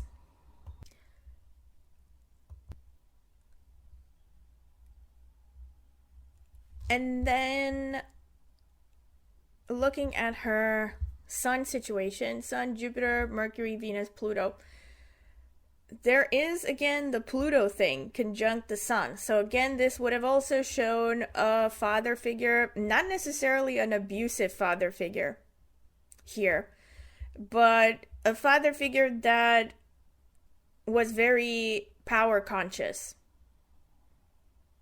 Again, not necessarily someone who maybe abused her or anything, but maybe someone who made her very aware of power struggles in relationships, or someone who made it a point of portraying himself as very powerful in society, for instance.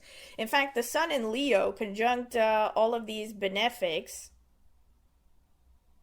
would actually show a pretty solid, strong father figure, someone who at least to some extent boosted her confidence, her self-esteem, especially the conjunction to Jupiter. However, Venus being there, okay, no, Venus is not combust because it's more than 10 degrees away from the sun. No, so yeah, by and large, this would have shown a pretty strong father figure. Venus is also not in the worst position. It's not debilitated. However, again, Venus conjunct Pluto would have made a woman very conscious of her attractiveness, and also likely to use attractiveness as a weapon. But I don't know how relevant this is in this context. Her Darakaraka was Saturn in Aries. Oh, Aries is debilitated. Aries and Saturn in Aries conjunct his Venus. This would have triggered, again, let's not forget that, by the way, this is an unintentional example that supports my theory that I presented in the video where I talked about Atmakaraka and Darakaraka and compatibility, and how important it is to have compatibility between one partner's Darakaraka energy and the other partner's Atmakaraka energy. Because Saturn here as her Dharkaraka is in Aries, which is ruled by Mars, Mars being conjunct Moon. So the main energies around her Dharkaraka are Saturn, Mars, Moon. If you look at his Atmakarka, the planet with the highest degree, the other way around. So in her case, actually, her Dharkaraka is the Moon. So that's in Cancer. But there is a connection between the Dharkaraka and Saturn as well. So the main energies around her Atmakarka are Saturn, Mars, Moon. These are the main energies. The main energies around his Dharkaraka, so the planet that shows the partner, the lowest degree, which in his case is Venus. Because Venus is in Aries, it's ruled by Mars. Mars is conjunct Mercury, Sun, Saturn. So the main energies around his Dharkaraka are Mars, Sun, Mercury, Saturn. So there are two main planets that they have in common, two main energies here that they have in common in between his Dharkaraka and her Atmakarka. So this would have constituted at least a certain degree of compatibility and attraction. So the two planets are Mars and Saturn here. That's the common theme.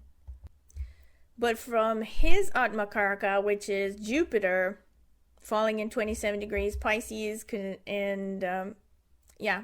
not making actually any strong aspects to other planets. From his Jupiter, so the main energy here that I see around his Atmakarka is Jupiter, which would explain why he's a lucky bastard who got away with shit. Got off easy. Not that he was totally unpunished, but let's be real. 4 years in prison for murder. Anyway, Atmakarka, right? Jupiter compared to her Dharkaraka, which again is Saturn. It's in Aries. And the ruler of Aries is Mars, is conjunct to Moon. So the energies around her Dharkaraka are not matching his Atmakarka. Remember, for those of you who have watched that video, I'm going to try to see if I can link it in the video description, if I don't forget. If not, of course, you can just search for it on my channel. But if you remember from that video, I actually looked over the horoscopes again of famous people and did sort of, comparative analysis between one person's Dharkaraka, the other one's Atmakarka. And I pointed out how if one person's Atmakarka energy is not matched by the other person's Dharkaraka, it tends to show dissatisfaction already, even if it happens from one person to the one person. So basically the bottom line is that ideally for a healthy, fulfilling, long-term relationship, you have to have a connection between Dharkaraka to Atmakarka both ways. So similar energies, because Atmakarka shows the direction that you are moving towards in this lifetime, and Dharkaraka shows emotional needs that you need the partner to fulfill for you. So if one person is heading towards a direction that is incompatible with the other person's needs, it makes sense that there's going to be dissatisfaction, particularly from the Dharkaraka person, because they're not going to get their needs met. But also from the Atmakarka person, there will be a feeling of not being supported. It's kind of similar, and I also said this in that video, similar to what you see with inharmonious moon-sun relationships.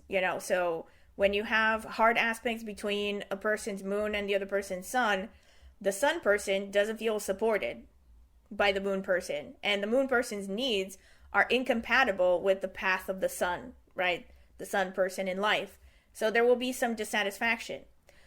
But still, having it one way, like in their case, in this case from her Atmakarka to his Dharkaraka, would at least partially seem like this will be a compatible relationship, at least at the onset.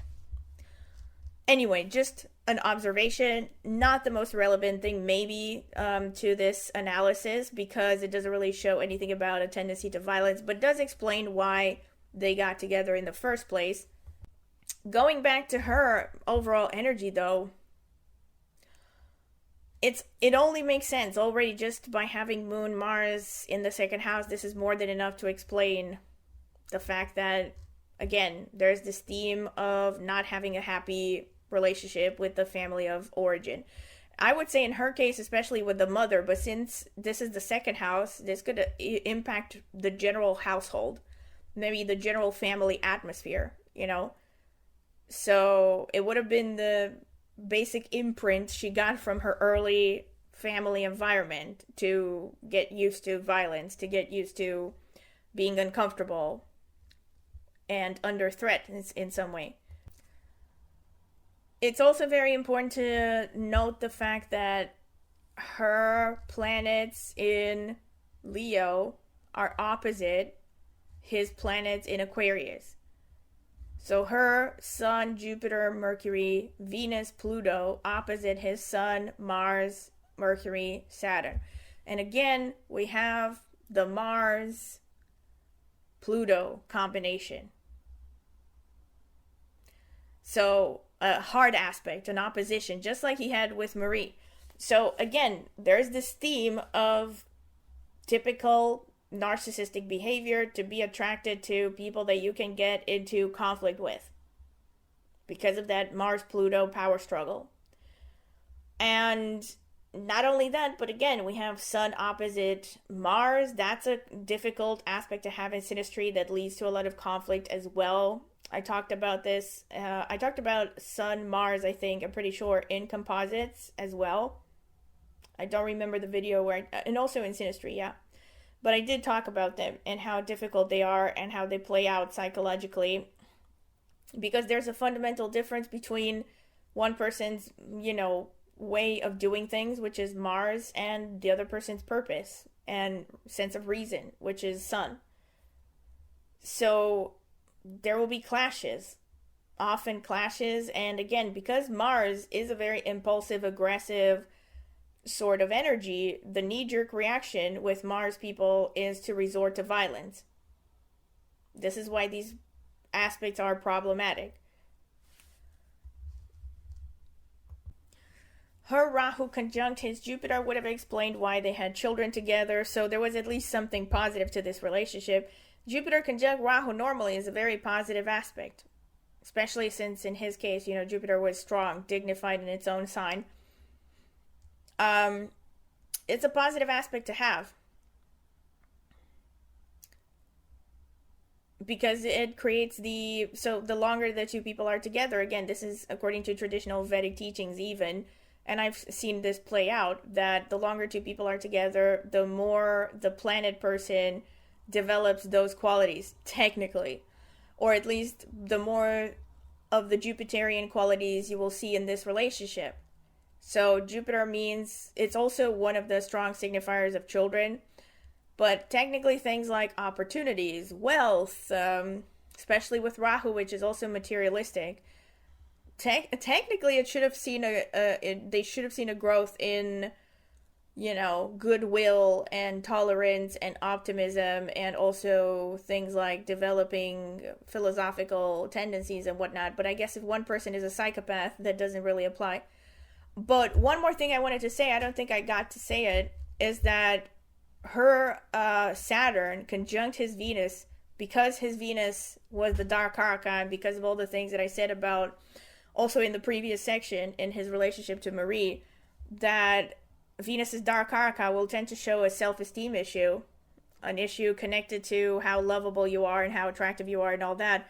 Having Saturn, a very restrictive, cold, harsh energy on someone's Venus, would have again triggered all of those emotions connected to lovability, self-worth. Any kind of complex that he had from childhood would have been really triggered in this relationship with her. Even if she wasn't verbally, outwardly critical, he would have perceived her as critical. And also being hypersensitive to, every little facial expression she made.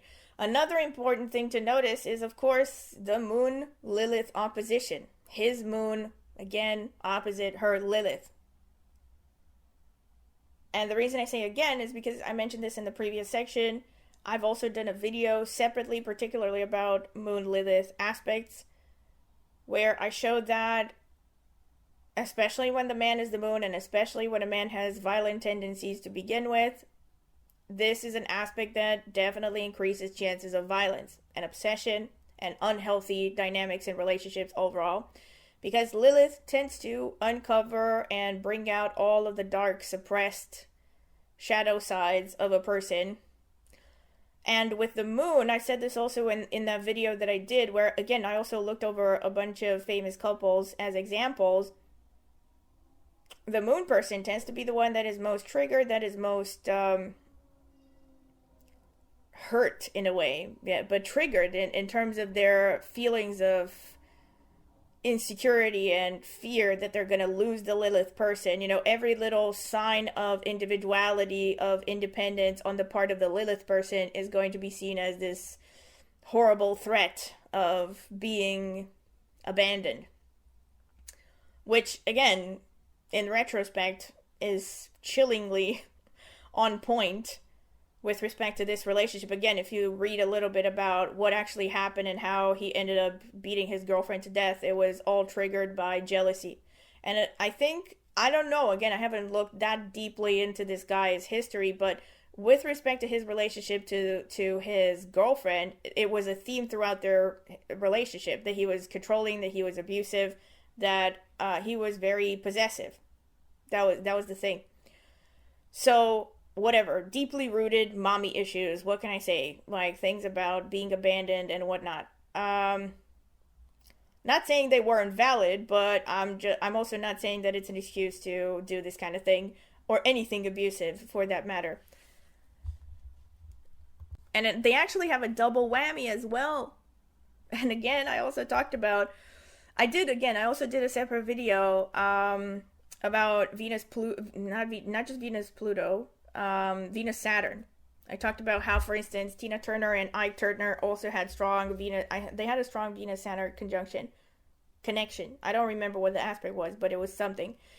And I think in that situation, it was particularly obvious because they didn't have a lot of the other typical aspects that would show volatility. But I talked about how, especially when the man is Saturn and the woman is Venus, that you might see these themes of controlling behavior on the part of the man by trying to reduce her self-esteem, her sense of self-worth, sometimes financial abuse, a desire to control her finances for personal gain.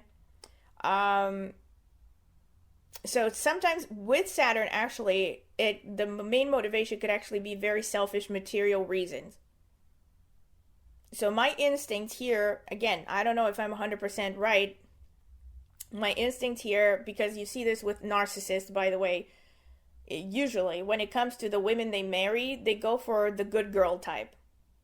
So they will go for women who seem respectable, sensible options, right? That are not too crazy, that maybe have stable careers, that would be the types that are easy to control on the one hand, and also the types that are going to mind their own business and take care of his kids while he's free to whore around, And this is typical. This is the kind of stuff that I would see in a horoscope of someone who would marry, a narcissist. Especially since in this case, contrary to what Marie's chart showed, which just shows you that women are damned if you do, damned if you don't, basically, because in this case, I don't think that this woman had an abusive father figure. I think she was in the opposite camp, where she probably had a relatively sane father figure who built her up, who treated her well, and so she entered a relationship with a pretty strong sense of trust, probably. And that, again, from a narcissist perspective, would have made her an easy target, an easy, safe bet, basically. The kind of woman who would just see the good in him and support him and raise his kids, while, again, he's free to do shady shit. And by the way, this thing about supporting him and seeing the best in him is definitely enforced by the fact that her Jupiter was opposite his Sun, Mars, Mercury, and Saturn. So Jupiter connection, especially by opposition, again, this brings me to the idea that I also wanted to do another video about hard aspects with Jupiter and synastry and how they can play out very negatively. Is that when you have hard aspects, there's a tendency to overestimate the person in question, especially when it's a single-sided aspect, meaning not single-sided, sorry, but if it's in synastry from one person's horoscope to another person's horoscope. So like one person is the Jupiter, the other one is the planet person, the Jupiter aspects. So the Jupiter person will tend to see the planet person as, oh, they can do no wrong, or they will tend to see them in rose-colored glasses, like, oh, they're so wonderful, so magical. So there's a tendency to kind of overly trust them, be overly tolerant, not keep them in check, just let them do whatever they want. And that's not always a good thing, obviously, as it is in this case. But let me not digress too much.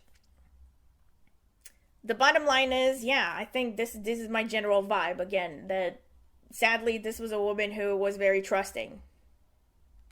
Whereas I think Marie was just very unconscious. Not necessarily that she was trusting or not trusting, but I think she was just playing out unconscious programming that was planted in her brain probably from early childhood, and was drawn to this guy like a moth to a flame just because maybe there was something familiar about him. Yeah, unfortunately it led to her tragic death. But yeah, overall, this is pretty much what I am seeing from their synastry. Well, another important thing to mention, again, is that there is also a conjunction between his Rahu and her ascendant. So again, there would have been this strong sense of fatedness, like, and most importantly, again, from a narcissistic perspective, a narcissist would definitely look at someone who has their ascendant conjunct their Rahu as, oh, this person is going to help me in some practical sense. They're going to help me get to where I want. It's kind of like a hitchhiker finding a car, like, oh, I'm going to latch onto this person because they're going to take me to the place that I want to get. So in other words, she came across as useful to him, basically, in some way. This is my vibe, okay?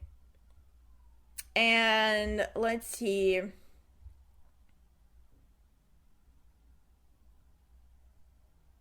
Oh, one more thing that I see is also there's an aspect from her Mars to his Mars, Sun, Mercury, Saturn as well. An eighth aspect. Again, the eighth aspect of Mars, I have to say, it's connected to a lot of shady crap. And I think it's because of that double darkness energy, because Mars is a malefic, it's about aggression. And then the eighth aspect has that energy of the eighth house of transformation, of sudden upheaval, accidents, whatnot, ups and downs, volatility. Dark psychological processes that are happening beneath the surface. So I think, again, this may have added to him being triggered by her maybe repeatedly. And also, again, her moon Mars conjunction falls in his 7th house. So this guy had a thing for women whose moon fell in his 7th house. Not unsurprising, because a lot of people would go for these kinds of connections. So from her perspective, though, aside from the fact that she had her ascendant conjunct his Rahu, there aren't any of his planets in her 7th house. So he was clearly not exactly a balancing match for her, to put it mildly. But anyway, yeah, this is what I see from the overlays. So let me get into the composite. So now if you look at the composite between Krisztina and Bertrand, the first thing that stood out to me is the Pluto square to the Sun-Mars conjunction. First of all, again, there's a Sun-Mars conjunction, this time conjunct Rahu. So this further emphasizes this theme of aggression and a lot of passion at the same time. But there's also a lot of aggression, a lot of hot-headedness. And then there's Rahu conjunction, which shows that there was a strong sense of purpose to this relationship. The square from Pluto to this conjunction is definitely bringing a lot of, again, power struggles, potential for violence. I will mention one more time, as I did in the earlier part of the video, that Pluto-Mars aspects, especially in the composite, do have a high risk of turning physically abusive. Same thing with Pluto Sun. Pluto Sun, I would say, is one of the most difficult aspects to have in the composite or in synastry in general, but the hard aspects between Pluto and Sun in the composite in particular are especially difficult. They're more difficult than having these aspects in between two individual charts. It's also part of my plan to do a video at some point in the future on Sun Pluto, especially Sun Pluto hard aspects in the composite. I have done one before actually for the square and the opposition, but I want to do like a revised version because I feel like I've gained more insights into it. However, I would still basically label this aspect as one of the most challenging aspects to have in synastry, the one between Sun and Pluto. If there were to be a hierarchy in my mind, basically based on empirical observation of the most challenging aspects to see in synastry, it would probably come in third after the Pluto Venus hard aspect in the composite and the Pluto Moon hard aspect in the composite. In fact, in some ways, it might even be just as challenging as either one of these other two aspects involving Pluto, but just in a different way. So yeah, I'm gonna get more in depth with it in another video that I'm gonna post at some point. But in the meantime, you can also watch that older video that I posted because I did one on Sun Pluto hard aspects. I think I did one in particular on Sun Pluto opposition. But this is why I wanted to do a revised version because I've seen a lot in the meantime. Anyway, it's the kind of aspect that could potentially destroy confidence again because Pluto is about control, it's about power struggles, the Sun is about sense of identity, self-confidence, and whatnot. And this again is the kind of relationship that could turn very toxic where one person controls the other one completely. And the thing is that what is most important to notice from these two separate synastry analyses is the fact that in both of them there are heavy Pluto hard aspects in the composite. So again, there is that theme that I was talking about, that narcissists in general, or dark triads, okay, not just narcissists, they are drawn to relationships where they have hard aspects involving Pluto in the composite because it gives them a chance to get into power struggles, get into one-upping the other person and whatnot. Another thing that is interesting to notice is the fact that there aren't that many particularly strong aspects in this composite, except for the conjunction. So there's like one major conjunction, which is Venus conjunct Jupiter. Well, there are two major conjunctions because there's also Mars and Sun. Sorry, I mistakenly looked by the tropical calculations that take the orbs into account. So yeah, there is a conjunction between Mars, Sun, and Rahu, so that's pretty significant still. In terms of conjunctions, okay, there is enough unity in this composite to produce a strong sense of purpose. But another thing I wanted to say is the conjunction of Jupiter and Venus again would bring this overly idealized sort of view of the relationship itself. And according to some interpretations in the composite chart, especially from tropical astrologers, again, I have seen some pieces of evidence to support this, but I would have to do more research to see if it's usually the case. But according to some interpretations, it's whenever the composite Venus or the composite moon are aspected, the energies surrounding these planets are mostly felt from the woman's side in the relationship, because the idea is that Venus and Moon are feminine archetypes.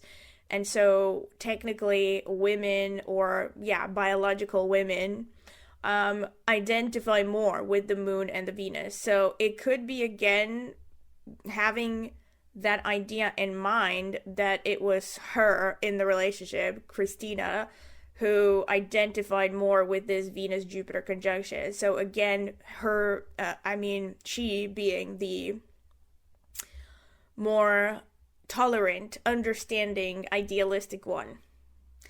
But then also the Venus-Jupiter may have also explained at least part of the reason why they got together, because Venus, again, is about self-esteem, it's about love. It is about love in general, but it's also about self-love. So, especially from his perspective, considering the fact that he had that harsh situation involving Venus, this could just show that he saw this relationship as somehow healing, or like that it would, it would be like soothing as opposed to critical for his self-esteem, at least. And again, Venus-Jupiter conjunct, it carries a meaning of material success as well, because both Venus and Jupiter are connected to finance. However, Jupiter being in a not healthy position here, and Venus being in Gemini, I would say Venus pretty much has the upper hand over Jupiter here. So this could show a relationship where materialism, sensuality, materialism in one word, was more important than spirituality, or, having a strong sense of faith or a higher purpose or anything like that.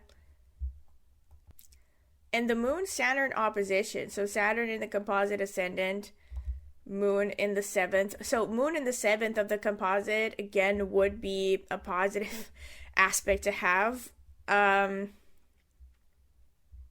because there would be a balancing with respect to each other's emotions. But then Saturn opposite the Moon would have recreated a lot of the coldness that at least he must have felt in his childhood. I don't know from her side. Because Moon-Saturn aspects in the composite, they tend not to be great for romantic relationships, even though they can show durability. They often create relationships that are based on very strict roles and pragmatic rules and duty and responsibility. And the relationship works as long as each partner knows exactly what he or she has to do in that relationship. So it's more like a formal business sort of vibe, actually, in the relationship. And it also creates this kind of energy in a relationship where there never is too much intimacy. So it's almost like the two partners can only get so close to each other, even when they're in the same room. They may not really have a strong sense of connection emotionally. Oh, another thing that is worth mentioning is the fact that unlike the composite chart between him and Marie, there are no placements here in this composite falling in Cancer or Capricorn. So it doesn't impact his horoscope, at least, as powerfully, basically, as that affair did, which would explain why that attraction that he felt for Marie was enough for him to pursue an extramarital affair. At least to some extent, it would explain it. But yeah, this is overall pretty much what I wanted to say. And again, I know this is going to turn out to be a very long recording. But what can I say? I mean, of course, I'm going to add timestamps so you can maybe just check the parts that were interesting to you. However, my recommendation is that you watch the whole thing, because I kept explaining all kinds of configurations along the way. But pretty much, I mean, I actually just started looking into this topic for my own personal interest, and I think it's worth sharing. And most importantly, I think if I were to draw a conclusion to everything that I said, this is mainly about the correlation between astrology and psychology, and how you see the same sort of repeating patterns between, on the one hand, a person's childhood and what they're attracted to, and on the other hand, what they tend to play out in relationships, especially if they're not self-aware.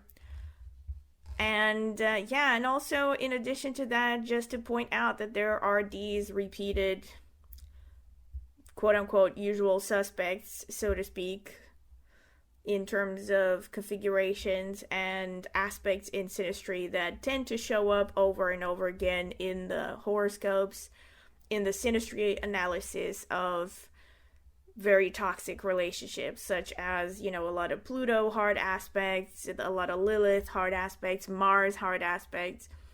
So, and especially multiple aspects that are negative and challenging showing up together. As usual, astrology is a game of nuances, so the more negative influences you have, the higher the likelihood that something is going to turn out wrong, basically. Or it's just gonna turn out to be a very, very negative outcome for everyone involved. But this is pretty much what I wanted to say in this video. And again, congratulations if you have listened to the whole thing. And feel free to comment in the comment section. Again, I'm really curious to see what feedback you would like to share about this. Maybe things that it resonated, ways that it resonated with you. Again, I'm not trying to say that you should share your private experiences in the comments, but maybe as anonymously as possible if there have been configurations like these that you have experienced in relationships, or maybe you know them among people that have experienced something similar. Feel free to share that in the comment section, because it would be helpful, not just to me, but to other people who are reading the comments. And overall, this has been it. Again, I hope you have enjoyed it. And if you have, don't forget to like the video, subscribe to my channel, click on the notifications bell to see when I will post a new video. And feel free to comment in the comment section, like I said. In addition to that, if you're curious to find out more about the membership section, my plan is to upload in the membership section within the next few days at least 2 videos. So I already have the themes for 3 videos that I want to post soon, but I just haven't gotten to record them. But I already have a lot of videos already uploaded in the membership section. So if you're curious, go ahead, check out the membership section details. There's also an introduction part in this video, in the beginning of the video, where I'm going to go through each membership section and what it entails. And you can also click on the join button to see the prices in your local currency. In addition to that, of course, if you would like to get a private reading from me, I do astrological consultations on a wide variety of topics. Again, you can check out the video description. I have left my email address there. You can email me for a pricing list or other details. I've mentioned this many times before because I've gotten questions about it. I do not save your emails anywhere, and I don't spam people, so you don't have to worry about that. If you're just curious to ask information about readings, you can send me an email and I will answer just with the information you request. Aside from that, again, if you would like to support my channel further through any other way, like sharing this video, leaving a tip, any of those things would be greatly appreciated. And in addition to that, of course, I also have a tarot channel. Many of you already know about it. It's called Martine's Tarot, and I will be linking it in the video description as well. So if you are into tarot as well, go ahead and check it out. Maybe subscribe to that channel. I would greatly appreciate it. Thank you very much for listening, and I hope to see you at my next video. Bye!